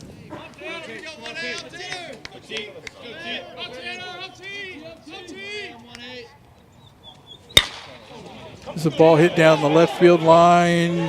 That's fair. It's into the corner. That will stop Willard at third base. Reinhardt has a double. So the Foresters have second and third with one out. Here at the bottom of the sixth, trying to answer those runs from Taylor. Parker Richard will run for Reinhardt's at second base. Yeah, it'll be interesting to see what Taylor does here on the infield. Lewis has got a lot of weak contact ground balls through his 3 1/3 innings. So we'll see if they play in or decide to go back and just get the out. Yet at the bottom of the order, you've got Anglin up, who's 0 for 3, 0 for 2. And then behind him, you've got Flores, who's 0 for 2. So if Flores were up in this situation with one out, you have the opportunity to maybe use the bunt. But I'm not sure that you want to do that with Anglin. Infield back, just on the ground ball here. Don't really look like they're in double play depth, do they? They're a long way from the bag, both of them. Let's go, Lane. First pitch to Anglin is fouled off down the right field on the right side.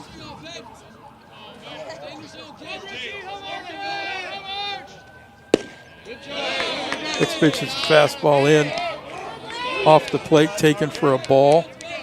1 ball, 1 strike to R.J. Anglin.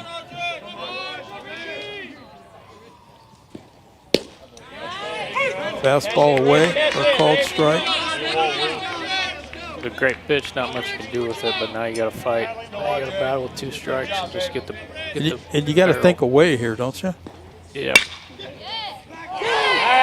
Anglin hits a bullet to the shortstop, who makes a diving catch. Both runners hold. Good at bat, but now there's 2 outs.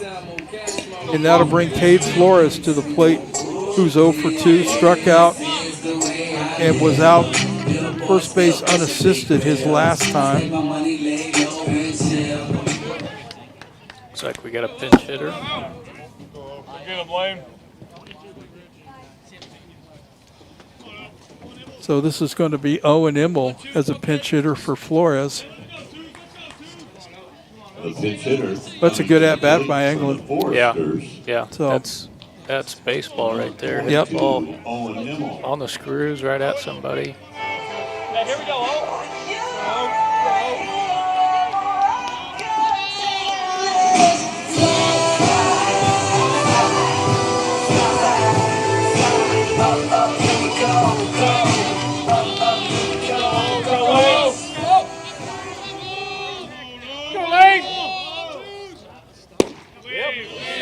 First pitch to Owen Immel is a ball.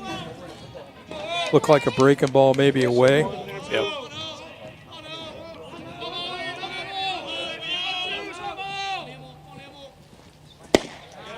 The fastball on the outside corner. Evens the count at 1-1. So Huntington looking for some 2-out magic here from Owen Immel in the bottom of the 6th inning. There's a ground ball to first base. That's routine. And that'll end the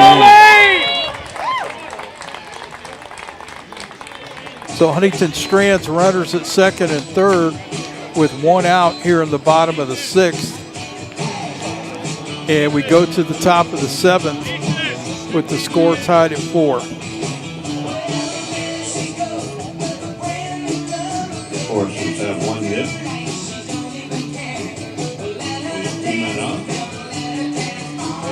Score in the bottom of the 6th. They played 6 here at Mike Graham Field.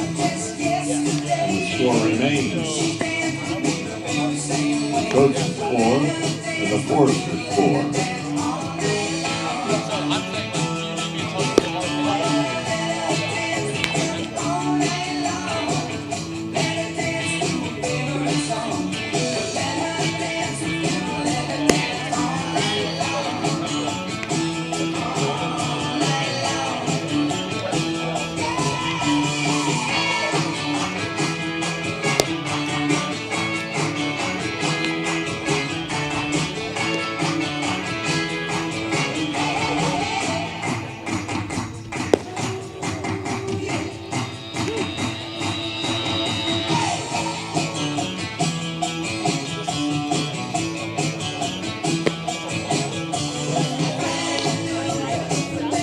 Heading to the top of the 7th here at Forest Glen Park on a beautiful sunny day.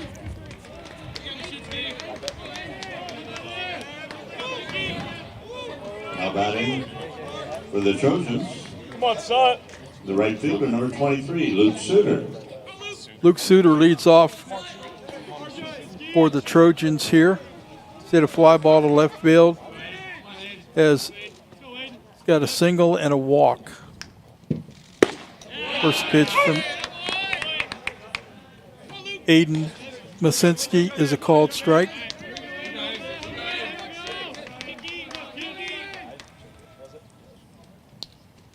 Oh, 1 pitch. That's a called strike. So Masinski quickly out in front. Let's go, Luke. 0-2.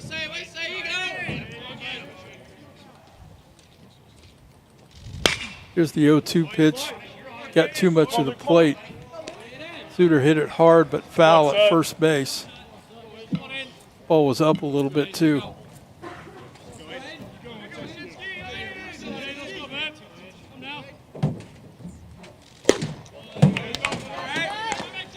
Oh, 2 pitch, fastball away. Count goes to 1-2.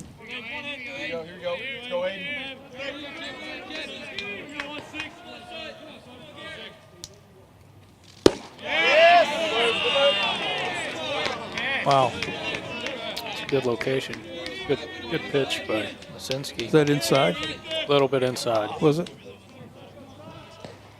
2-2 on Suter. It's a ball that hits straight up.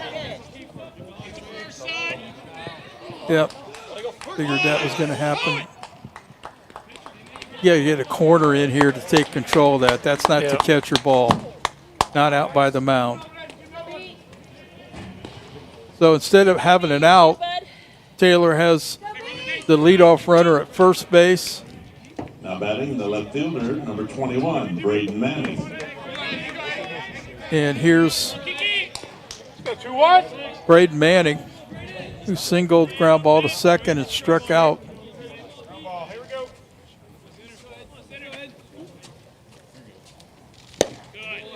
First pitch is a ball. What's your thought on that fly ball right there in front of the mound? The pitcher's Wasn't too athletic high. and he can catch it. Yeah, I think the pitchers, everybody says the pitcher shouldn't have to catch a fly ball, but sometimes you have to. That's got to be, in that situation, the first baseman's got to come in and make that play. Yeah, he was playing on the grass. He didn't even move after it. He just pointed to it. And because that's a tough play for the catcher. That's a long way to go, and you're battling the sun, and there's a ball up the middle. Got the bag. Runner's going to go to third, and Taylor is in business here. The top of the 7th inning, we throw the ball in, throw it away. The runner goes from first to second. So things are going from bad to worse for the Foresters here. Mistakes that you can't make if you're going to beat a team like Taylor. Just can't do it. So Mike Mockma will go to the mound to talk about the situation.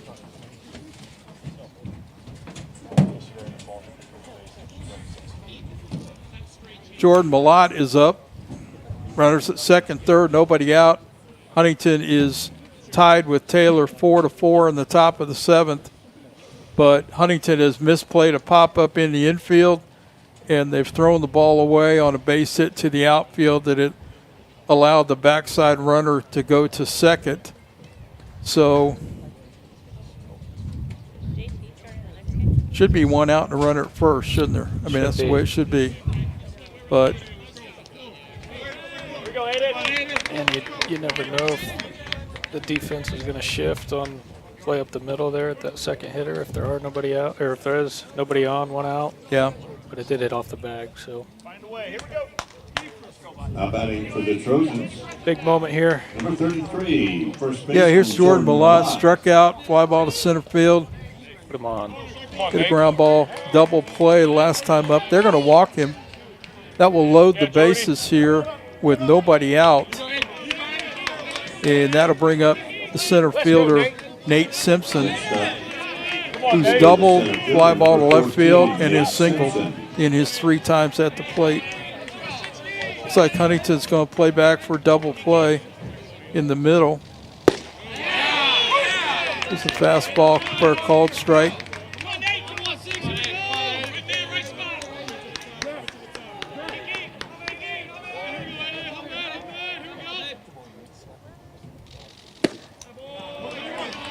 0-1 pitch. Fastball off the outside corner. Counts at 1-1. Like they're playing heavy up the middle, not even a little more than double play depth, leaving that right side completely open. There's a ground ball up the middle. Shortstop steps on second for the out, throws to first for double play, but the run scores. And that puts Taylor up 5-4 here in the top of the 7th. Come on, Benny.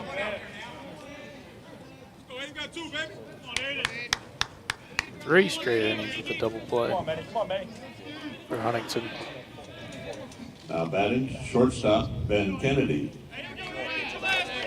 Kennedy's hit into a double play his last time up. There's a breaking ball off the outside corner. Kennedy 1 for 3, had a base hit Come on, Ben. his second time up today. There's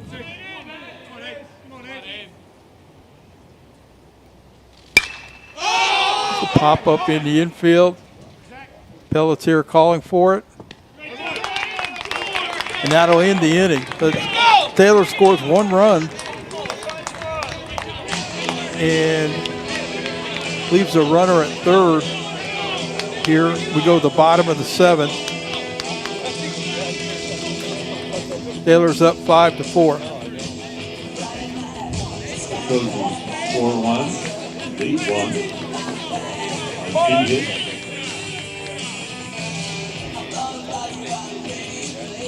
We look to the bottom of the 7th.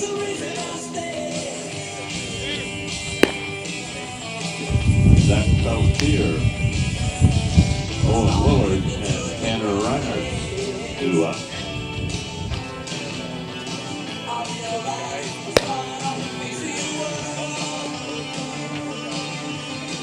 Excuse me, Declan Thompson, Jake Fowler, and Peter Wilson do up.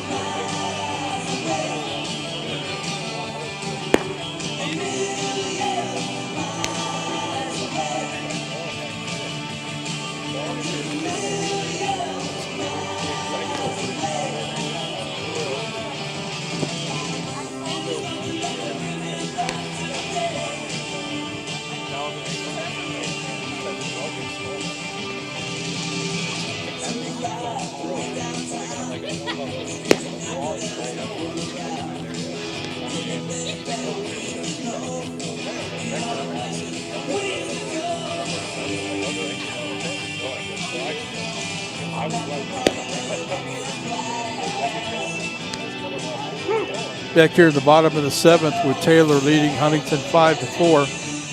New pitcher on the mound for Taylor is Alec Hirschberger, who's 0-0 with a 4.76 ERA.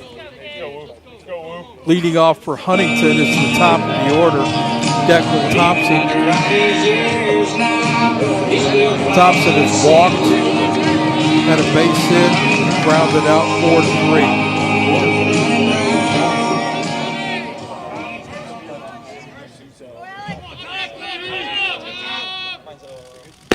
Hirschberger's first pitch is off the outside corner for a ball.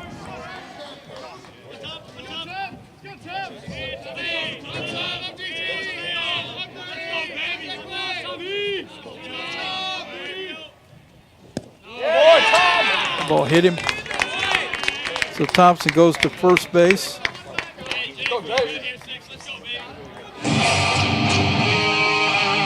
That'll bring in Jace Fowler. The Foresters left fielder's had a base hit. He struck out and he's hit a ground ball to second base. Yeah, that's big, getting the leadoff man out. Yeah. Opens up so much to what you can do offensively. Fowler takes a fastball for a strike.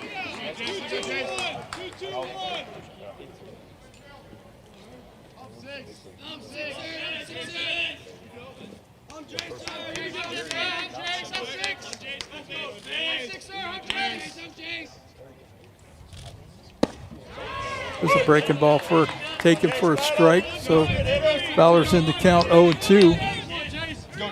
Going to have to battle here. Back in the day, leadoff man gets on, lefty-lefty matchup. It was almost an automatic bunt for us. Yeah. Especially with a righty on deck, 3-hole hitter. Come on, Hirsch. Come on, Hirsch. I agree. Kind of surprised that didn't bunt in this situation. Doesn't even have to be a sacrifice. You can just pull it with you, try to get on base. Yep. 1-2 pitch. Ground ball to second base. Could be a double play. Throw to first. In the dugout. Ball goes in the dugout. Fowler goes to second. So 1 out with Fowler at second base. Just like to cheer it up. There you go. Sacrifice There you go. Good play by the second baseman to get over there and get turned. Good throw to shortstop. Brings up Kiefer Wilson with 1 out, the tying run at second base. Here in the bottom of the 7th. Wilson is struck out, homered, ground ball to shortstop. Fastball up and away.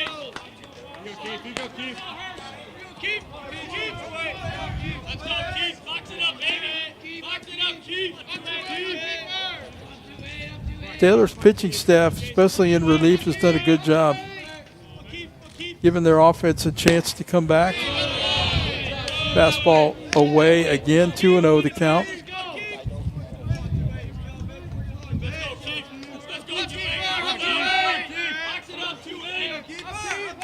Yeah, if Taylor can hold on to this lead and end up winning. Hirsch. Yeah, look back and see what Lane Lewis did Yeah. Come on, five. Yeah. in the middle innings. 2-0 pitch is a breaking ball for a called strike. 2 balls and 1 strike on the Foresters catcher, Kiefer Wilson. Fastball swung on and missed.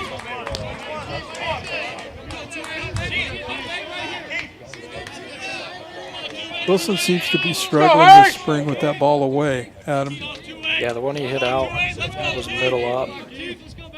Everything else has been away. Fly ball to right field. Right fielder catches it right in front of the fence in right field for the second out. And that'll bring up Cam Clarkson. 2 outs, tying run at second base.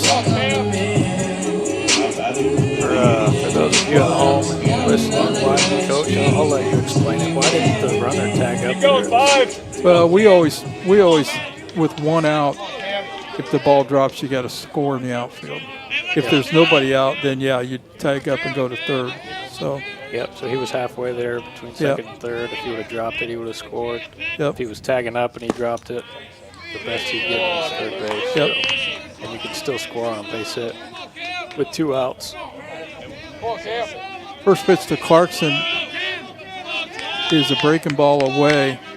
1 ball, no strikes. Here's a ground ball to short. And inning over. Yo, nice job. Good So inning. Huntington Let's gets the win this leadoff one, man on, Hirsch. but can't do anything with it. And we go to the 8th inning. Top of the 8th inning with Taylor ahead 5-4. So Adam was talking earlier about left-handed hitters. A lot of left-handed hitters like the ball down and not up, which is kind of the difference for right-handed hitters. You were a left-handed hitter. Where did you like the ball at? Yeah, I would say down and in or anywhere down. Yeah. I don't know what it is or why. I think a lot of it has to do with just the way you run. First base as a lefty, you're kind of pulling out anyways. As we're a righty, you got to stay closed kind of walk across your body to first base. I think that has a lot to do with it.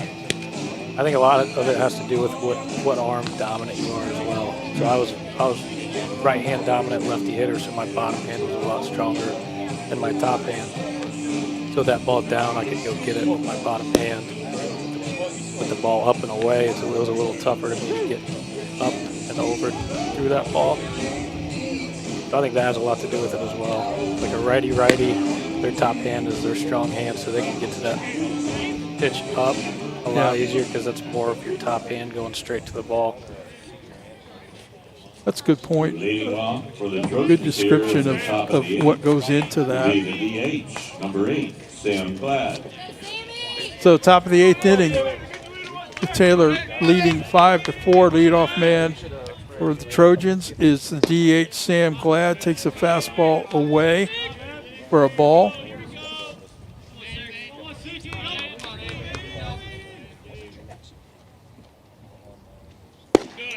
Fastball down, ball 2. Glad is 1 for 2 on the day.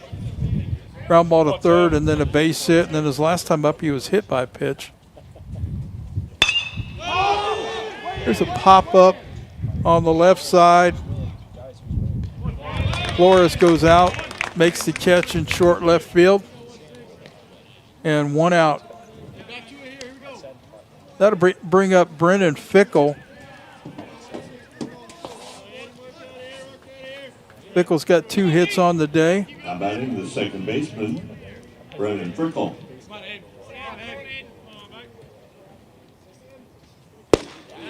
Breaking ball for a strike.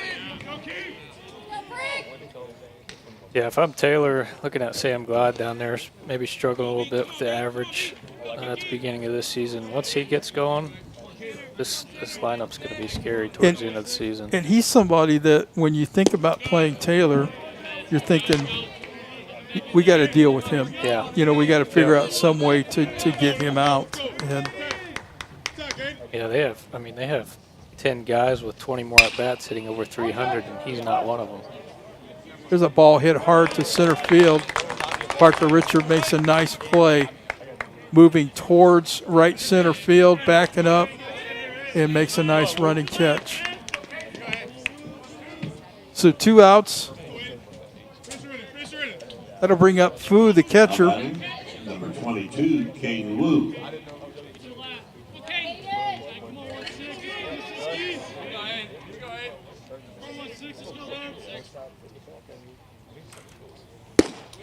Fastball for a strike.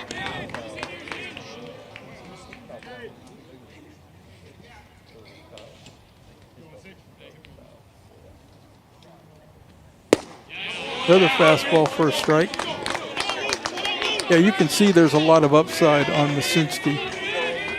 Yeah, especially as a freshman Yeah. coming in. Should still be 4-2 without the drop fly ball in center, the drop fly ball in the infield, the ball that got past the center fielder. 1 ball and 2 strikes. Breaking ball down low.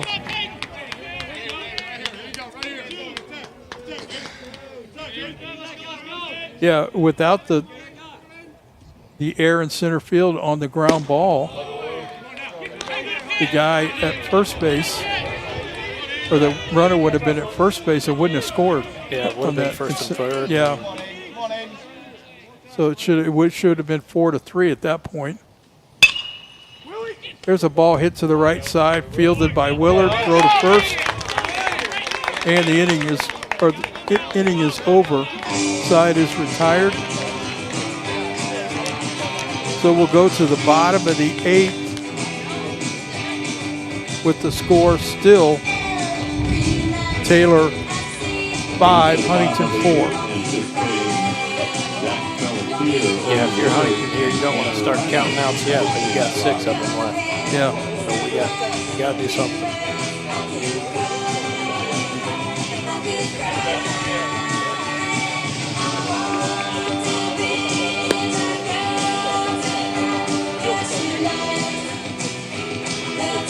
This series for me has highlighted the fact that if you want to be a good team, you you don't make mistakes.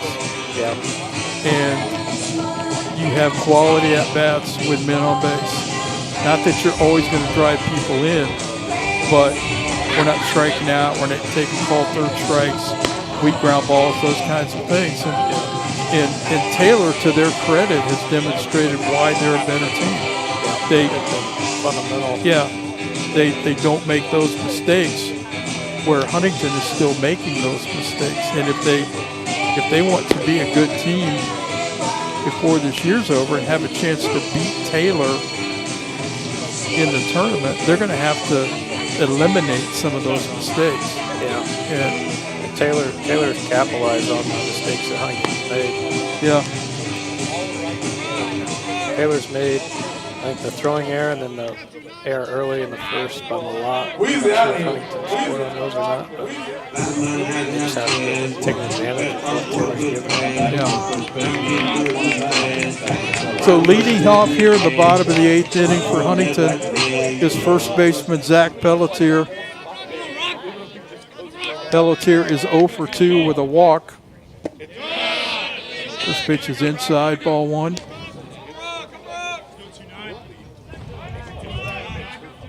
On deck for Huntington is Owen Willard.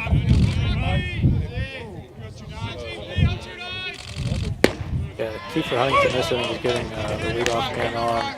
Seems like Taylor's been pitching around Willard today, not wanting to give him anything good to hit. So if you can get a runner on with him up, that'll be huge.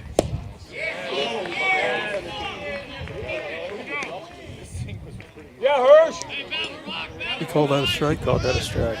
On the swing, okay. 1 ball, 2 strikes to Pelletier.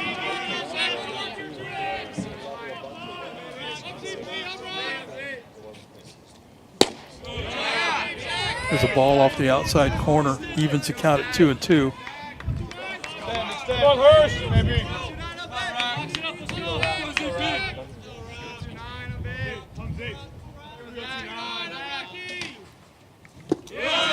Ball down. Come on, 5. It takes the count to 3 balls and 2 strikes. We're looking fastball away, foul off, anything else. Yep.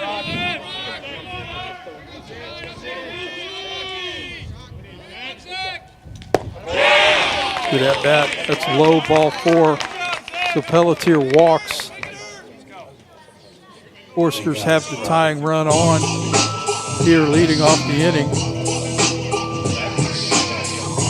And Huntington certainly has firepower coming up. Yeah. With Willard, looks like Reinhardt's is going to re-enter here. So there's some guys that can get it done. And then when they get to the top of the order, there's guys at the top of the order. So there's a fastball to Willard, strike 1. Just a matter of getting it done, right? Yep, getting it done. Execute.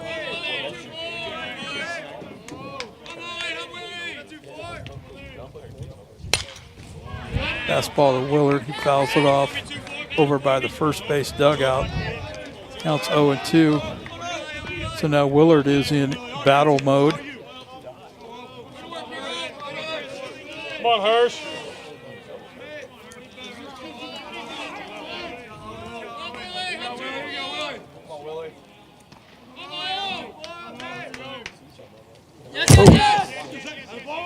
There's a ball, wild pitch, big time. It goes all the way to the backstop.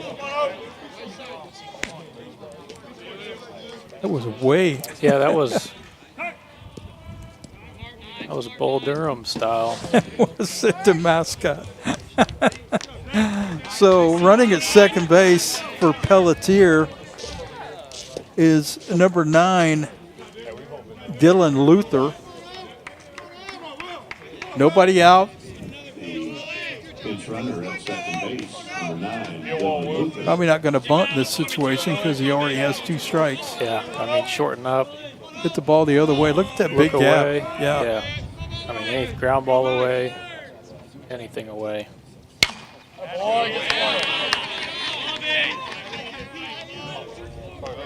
1-2 pitch. Willard fouls it off. Come on, Hirsch. Count stays at 1-2. Yeah. At this point in the game, you could almost cheat away too with how little they've thrown in. Yeah.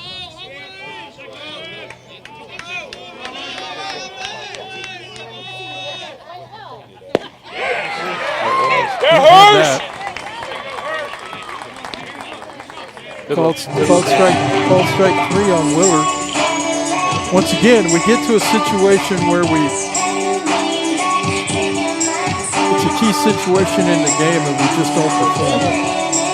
That's what I've seen, and I know folks out there feel like I'm being too negative. I'm just telling you what I see.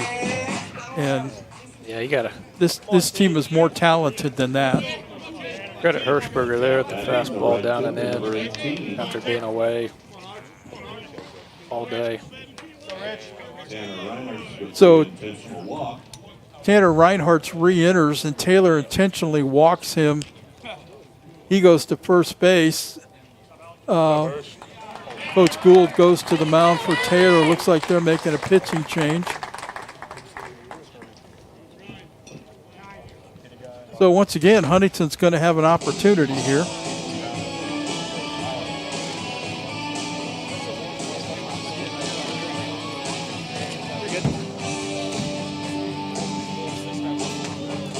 Yeah, I'm surprised at that at-bat with Willard. Boy, he's been really good this year. Yeah. Really good. But it's the way the game is. You can't get it done all the time. So. Yep, game's all about execution. Who is this? Number 9? Might be Boyer. Jake Boyer. Yeah. So Jake Boyer in to pitch for Taylor here in the bottom of the 8th inning.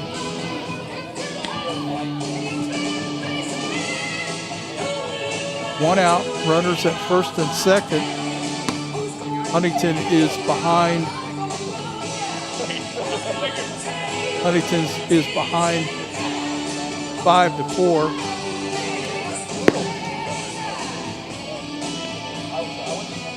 Just looking for a big hit.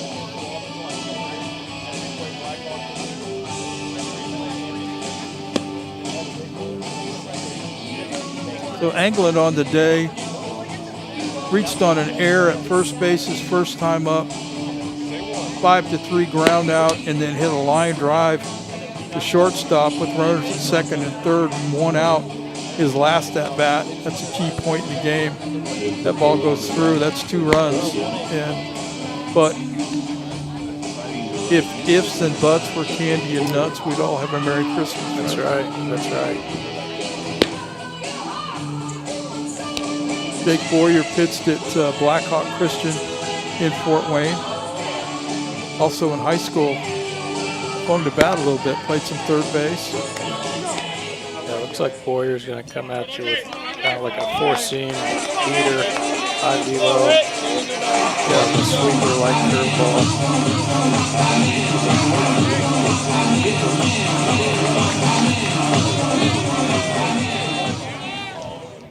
So here's Anglin against Boyer. First pitch swung on a miss, fastball away. Come on, Jake. Is that a breaking ball? Might have been a breaking ball. Breaking ball away. He throws it hard. Yeah.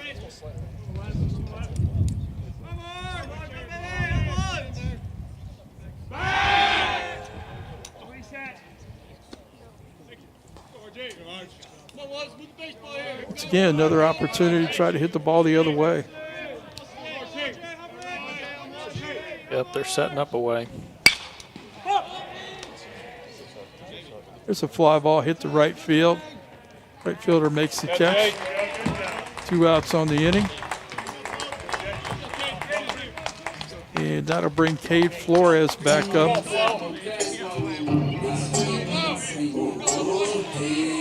Flores is 0 for 2, is struck out and hit a ground ball to first base, 3 unassisted. May not be your best hitter up, but definitely want him up in a big situation like this. The way he competes.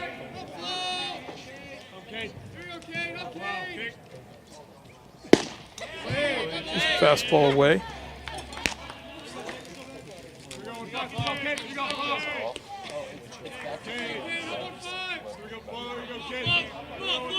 Warrior comes set. Breaking ball in, looked like Flores swung over the top of it. Count goes to 1-1. Luther at second. Reinhardt's at first here in the bottom of the 8th. Pitch swung on and missed by Flores. So Taylor's now 1 out away from getting out of the inning.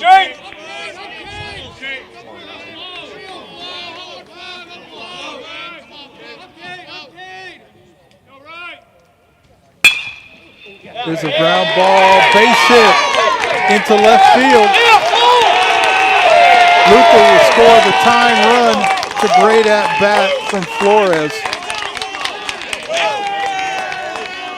Great at-bat. Now we'll go to the top of the order for Declan Thompson. That's what you want. It's not about how hard you hit it, it's about where you hit it.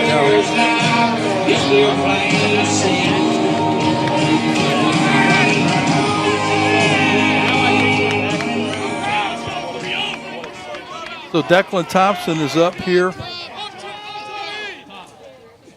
Go-ahead runner at second. Thompson has walked, singled, hit by pitch, ground ball to second base. So he's done a little bit of everything today.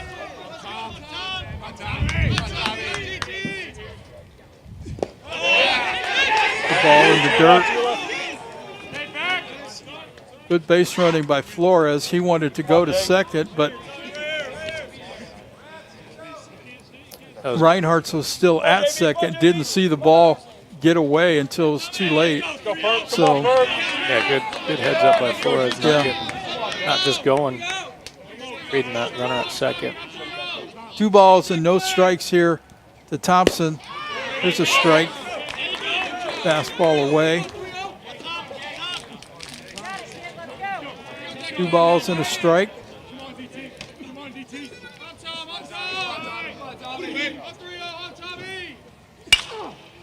Thompson hits a fly ball to center field. That'll be routine. That's a can of corn for the 3rd out of the inning. But Huntington gets a big hit from Cade Flores to drive in a run with 2 outs. And the Foresters are at 5-5 entering the 9th inning. So we'll see which team can win this inning, Adam. Yeah, big inning.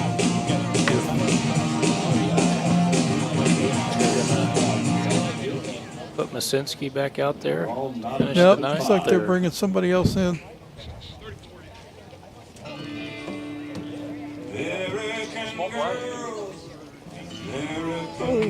I know their closer has been Dylan Eagle, but I'm not sure if this is him or not. There's a lot of men dead, so we can sleep in peace at night when we lay down our head. My daddy Yeah, I think it is. we lost his right eye, but he flew a flag out in our yard. Till the day that he died, he wanted my mother, my brother. The Eagle does not have a win on the season. Now this nation that I love is falling under attack. He might have suffered once. He's 0-1 with a 4 ERA, but he does have 5 saves.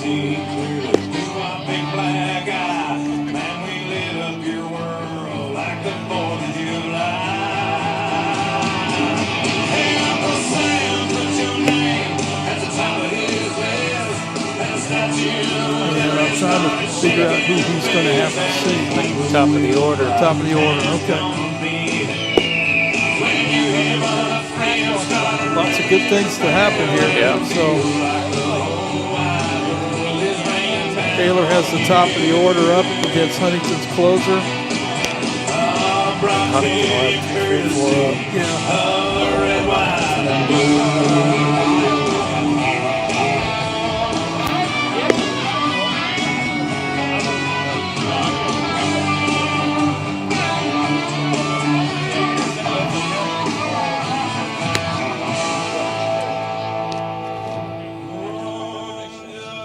Eagle's done a good job. I think the knock on him coming into Huntington from Ohio University was he just doesn't throw strikes consistently. Yeah. And he's done a good job of that. Yeah, it looks like he's only got 2 walks behind him, so. He did it in the fall. So we'll see which team can win out here in the 9th inning. This is Fletcher Romich. Will be the third baseman, number 4, Fletcher Rennick. Go Fletcher! He is 0 for 3 on the day.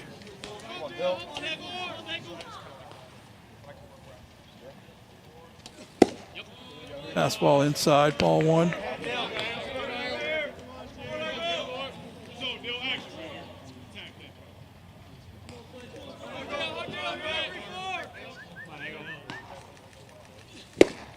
Pitch swung on and missed.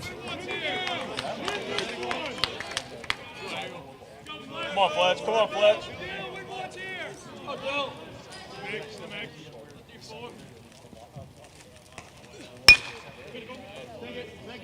There's a check swing ground ball to third that's Come on, foul. Ford. So, would you have wanted the pitch com if you were playing defensively today? You go, Ford.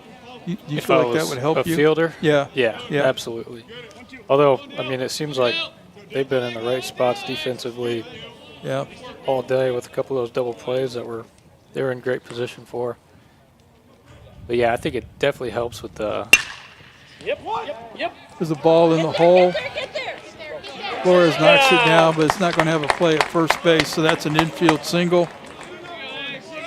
So Taylor has the go-ahead run at first base here to lead off the 9th inning. Yeah, I think knowing what pitch is coming not only sets you up, you can position yourself as an infielder in the right position, but it also helps with that first step that you take. You can anticipate, if it's a fastball away, taking a step to your left against a righty, or off speed in like that one was. Come on, son. You could have cheated and got around it a little better. Yeah.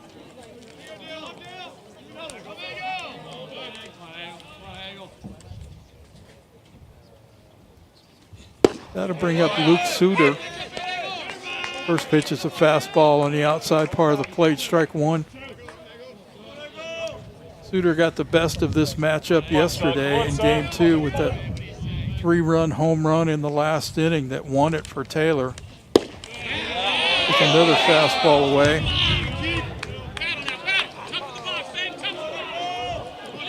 And the count's 0-2. Let's go, Luke.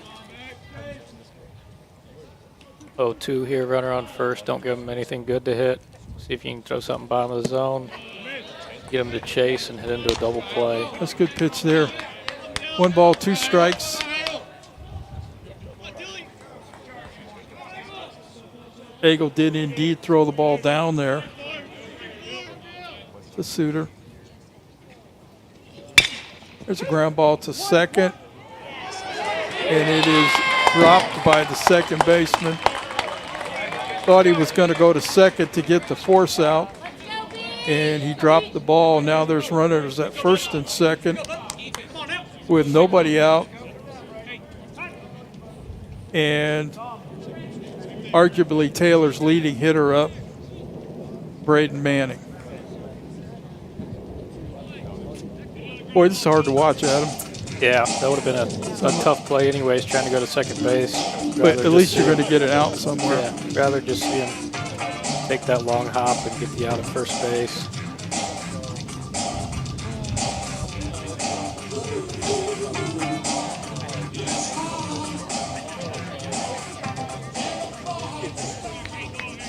So Huntington's got its work cut out for him here.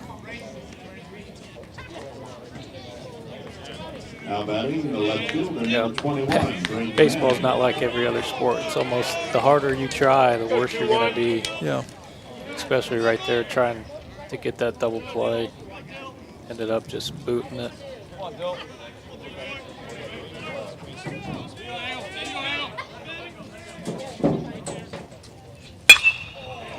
So Manning hits the ball deep to center field. Over the center fielder's head. Looks like 2 runs are going to score. Nope, they're going to hold the runner at third.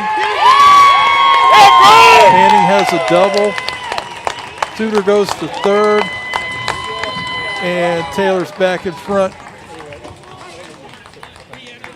6-5.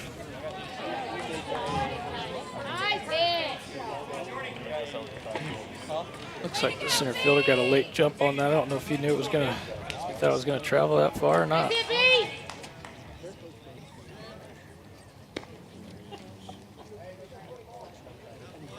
Well, we've just not got very good play out of center field today, and that's kind of harsh, but Jordy. a lot of issues there. So Huntington's going to walk Jordan Malott, and that's going to bring up center fielder Nate Simpson.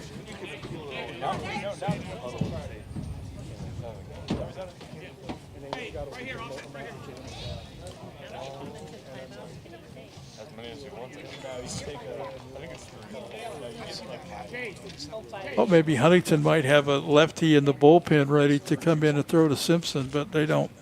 Yeah, it looks like nobody's up down there. Yeah.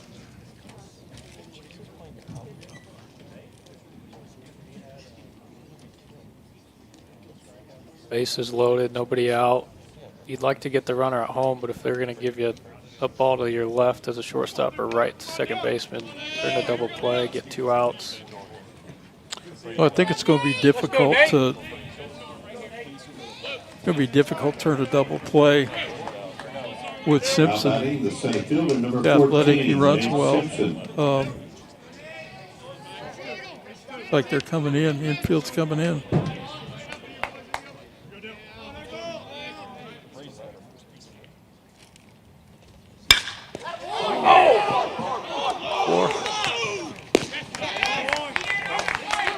Well, they got a break. Yeah.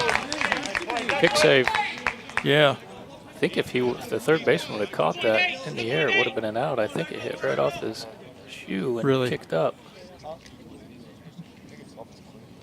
think that's why some of the Taylor base runners stopped. Could be. Could be. That hit his foot or hit the mound? It hit his foot. Okay. So line drive back up the middle by Simpson. Hits off the pitcher's foot. Rolls to third base. Thompson picks the ball up, throws to home for the force out. So that's a 1 out. Let's go, Ben. In the inning. Come on, Benny. Come on, Benny. Base is still loaded. Now batting the shortstop. And now to bring up Ben Kennedy. Hit a fly ball to right, base hit, fly ball to first, and is grounded into a double play, 5-4-3. Quarter infielders are in. Middle's playing double play depth.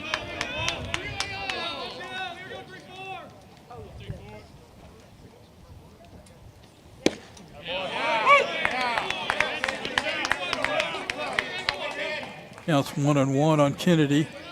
Come on, Ben. Come on, Ben. Forster's looking for another ground ball if they can get it. Ball away, 2 balls and 1 strike. Let's go 3-1.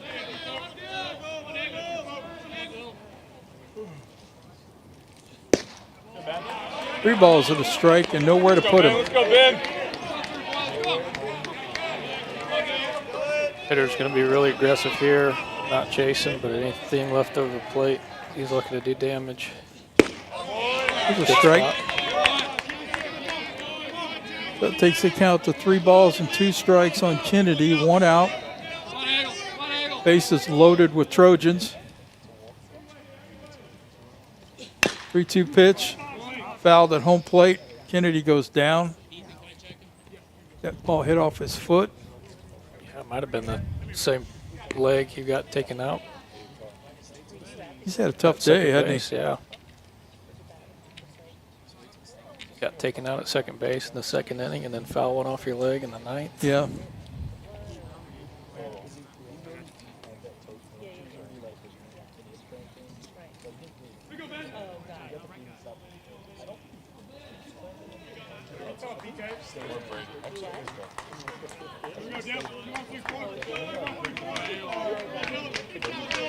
Let's go, Ben Kennedy.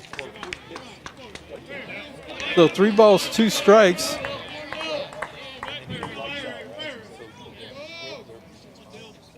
Eagle has got to throw Hey, let's go, Ben. a strike here, and Kennedy's Big looking pitch here. to hit the ball, put the ball in play.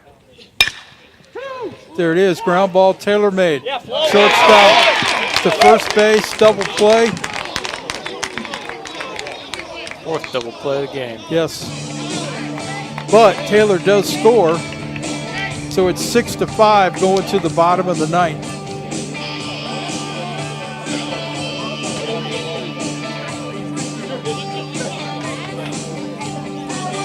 Huntington will have Fowler, Wilson, and Clarkson up against right-hander Jake Boyer.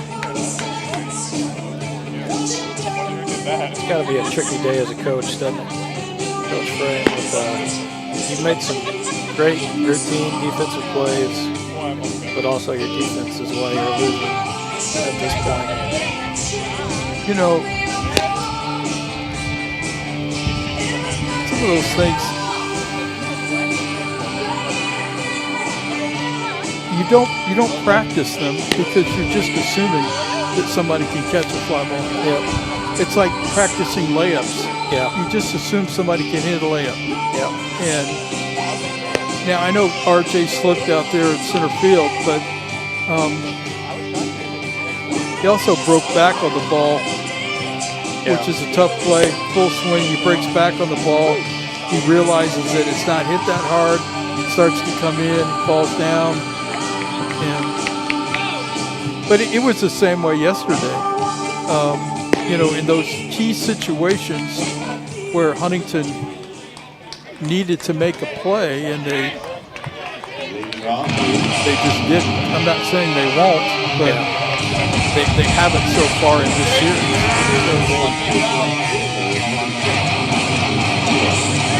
Leading off for Huntington is left fielder Jace Fowler. The ball's outside. Fowler's got a base hit. Ground ball to third. Or second, struck out and reached on a fielder's choice. There's a ball on the outside corner for a strike. Count goes to 1-1.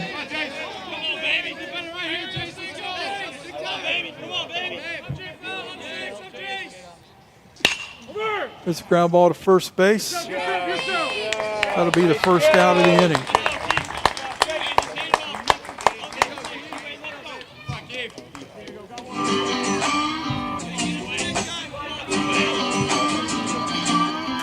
That'll bring up the catcher, Kiefer Wilson. Now batting the catcher, number 28, Kiefer Wilson. Go, Jake! Yeah, that slider curveball just got in on him, got him off the handle. Wilson hits a long ball to left field. It's foul. Had the distance. Yeah, out in front of a breaking ball.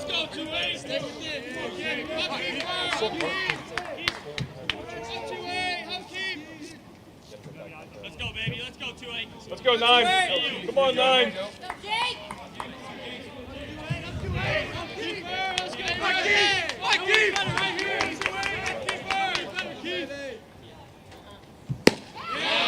There's the ball way outside. Count goes to 1-1.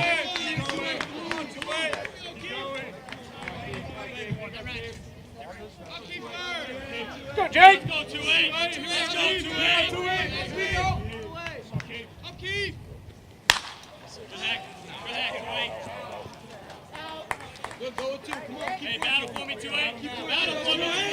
One more pitch. Wilson fouls it beyond the first base dugout. Count goes to 1-2.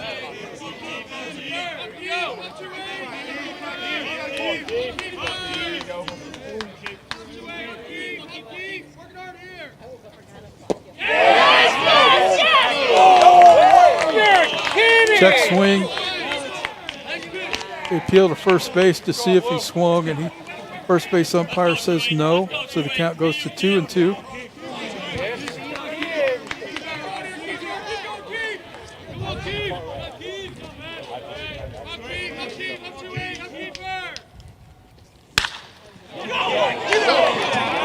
is a long fly ball to right field, and this game is tied. Wilson goes the other way for his second home run of the day. And he put a charge in that one. Yeah, I mean, he shortened up a little bit, down the barrel, and hit it the other way. So that ties the score at 6-6. It brings Cam Clarkson to the plate. I don't know that I would be opposed to Cam doing the same thing, but looks like maybe a pitching change here.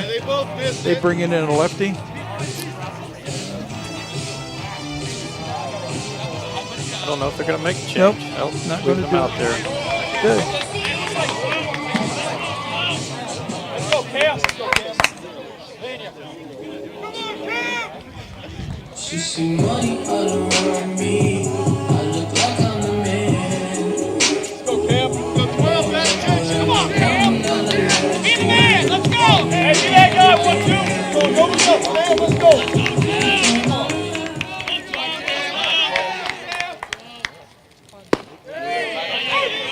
First pitch to Clarkson. Yeah, Jake. Yeah, Jake. The breaking ball for a called Come on, strike. Jake. Zach Pelletier waits on deck. Clarkson hits a hard ground ball to second base. Yeah, Jake. Over to first, and that's the second out of the inning. Weezy out of here. Weezy.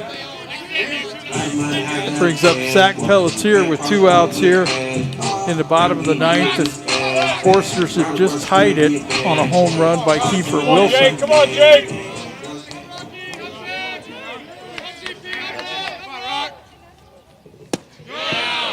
First pitch is down to Pelletier. Come on, Niner. Pelletier has walked twice, struck out, and hit a ground ball to shortstop. There's a ball away, for ball 2. To say that Pelletier is due might be the understatement of the spring. Yeah.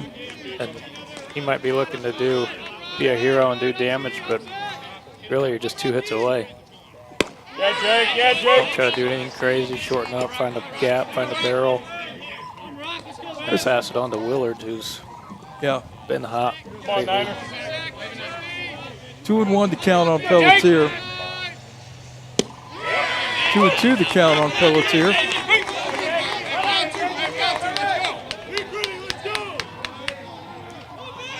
Come on, Jake.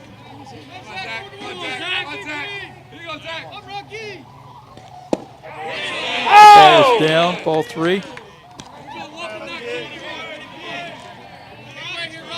Fans are into it. You might be able to hear them. Come on, Jake. So, Looking something away, hit it that way. Nice. Pelletier hits a line drive single to center field. So the winning run is on base. And that's going to bring up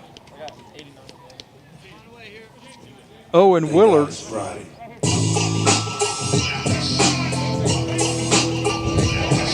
Willard has 2 walks, a fly ball to center field, and struck out his last time. He's had a good series. He comes into this game 5 for 8 on Thursday, hit 2 home runs in the one game.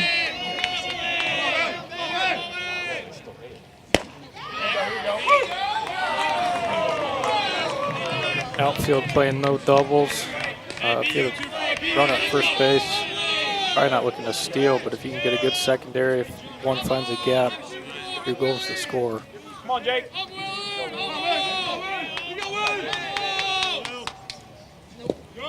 Yep. Ball's in the Good read. dirt. It's a good read by Pelletier. He goes from first to second. Now the winning run is 120 feet away, 180 feet away. Holy cow. Was I a math major here? You corrected yourself. I did. Looks like Taylor's going to make a change. Yep, looks like it. Looks like another righty.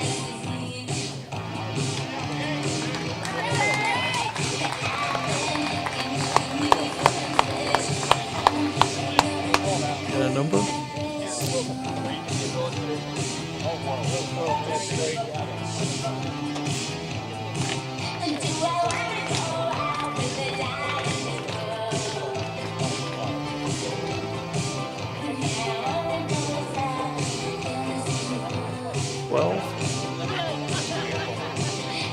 Braden Stevenson. Okay.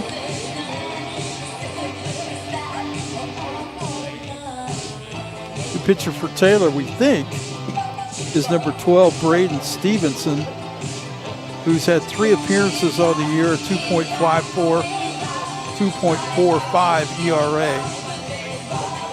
He's pitched in 3 2/3 innings pitched. Does have 6 strikeouts. So he's got something that's difficult to deal with. We'll see what that is. Like a fastball.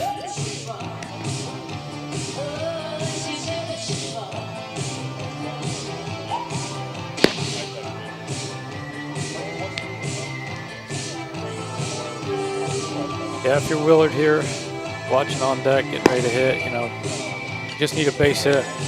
That should score him. 2 outs, runner at second, moving on contact. Anything to the outfield, you're scoring.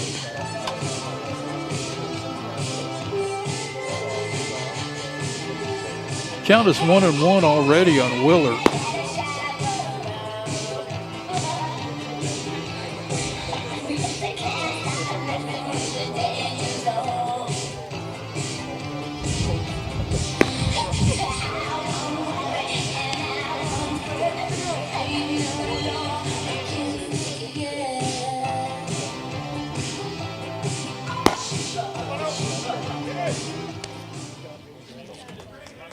Come on, Stevie.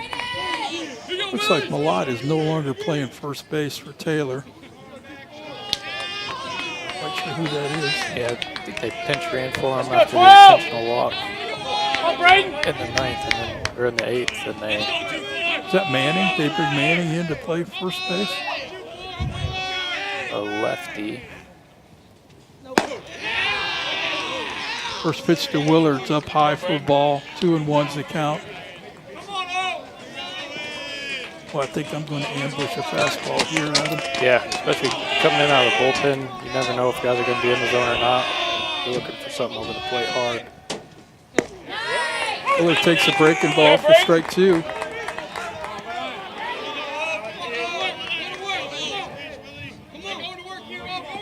So 2 balls and 2 strikes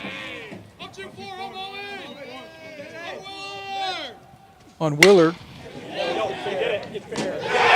a fair ball down the line, and the Foresters are going to walk it off against Taylor.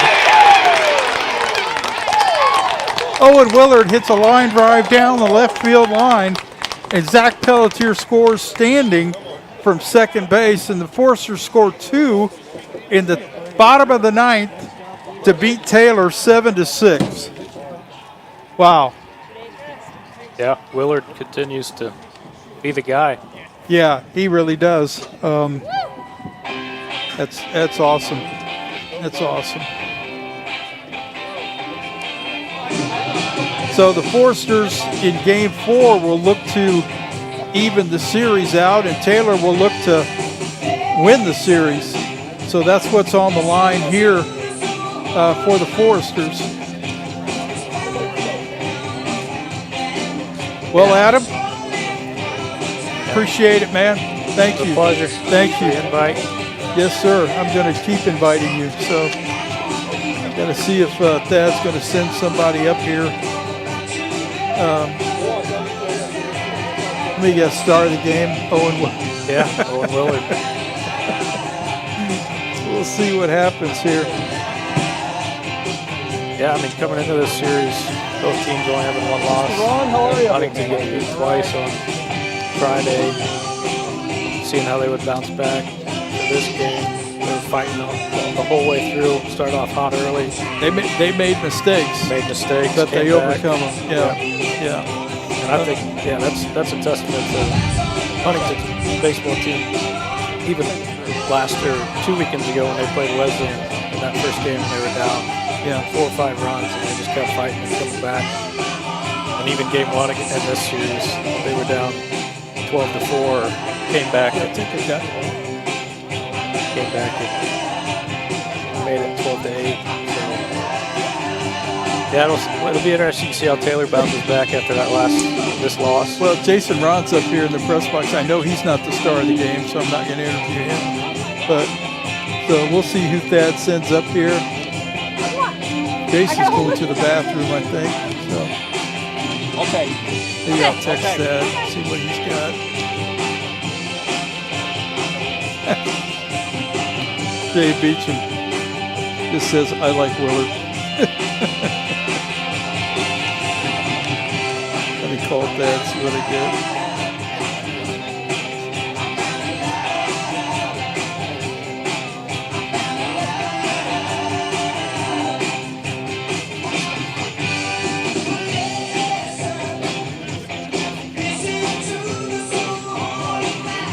How are you, man?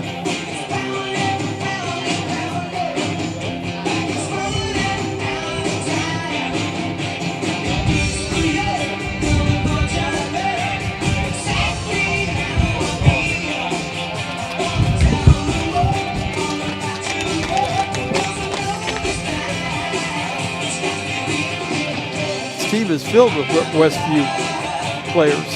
So, shortstop Braden Kaufman, Max and Jackson Engel, and Gavin Engel. Boy, Max was special yesterday. Yeah. Why don't you give him your headset? And anything you want to ask him, just let me know. Well, take us through that last at bat. I don't know. I don't know. I was looking for a fastball. A lot of those guys were trying to blow it by me, and then just kind of adjust the slider there, and then just got the job done, I guess. Did you hit a slider? Yeah. Okay. Yep. Okay. Yep. I knew he was a fastball slider guy. His slider's pretty hard, so kind of the same timing. I was a little out in front of it. Yeah. Whatever got the job done. How far fair was it? We get blocked by the dugout here. I don't know. Not too far. Okay. Probably 5 feet, maybe. Okay. We'll take that, right? Yeah, we'll take it. Whatever works. Yeah. Whatever gets the team to win. Good job. Good job. That's a tough situation when they make a pitching change and the count's already 1-1. Yeah. Because you're like, okay, if I'd like to take a pitch and maybe look at this guy, but then that might put me in the hole 1-2. Yeah. So tough. Yeah, you gotta be ready to hit right away. Yeah. Especially they're trying to go right at you, especially with Reiner's right behind you. They don't want to see him. Yeah. And you just gotta be ready to hit. And it looks like to us that Taylor's throwing you guys away a lot. Yeah. A lot That's of what pitches they're away. Definitely. They try to attack that slider away, Yeah. fastball away, maybe sometimes in, but they don't go in too much. Yeah. Adam, questions?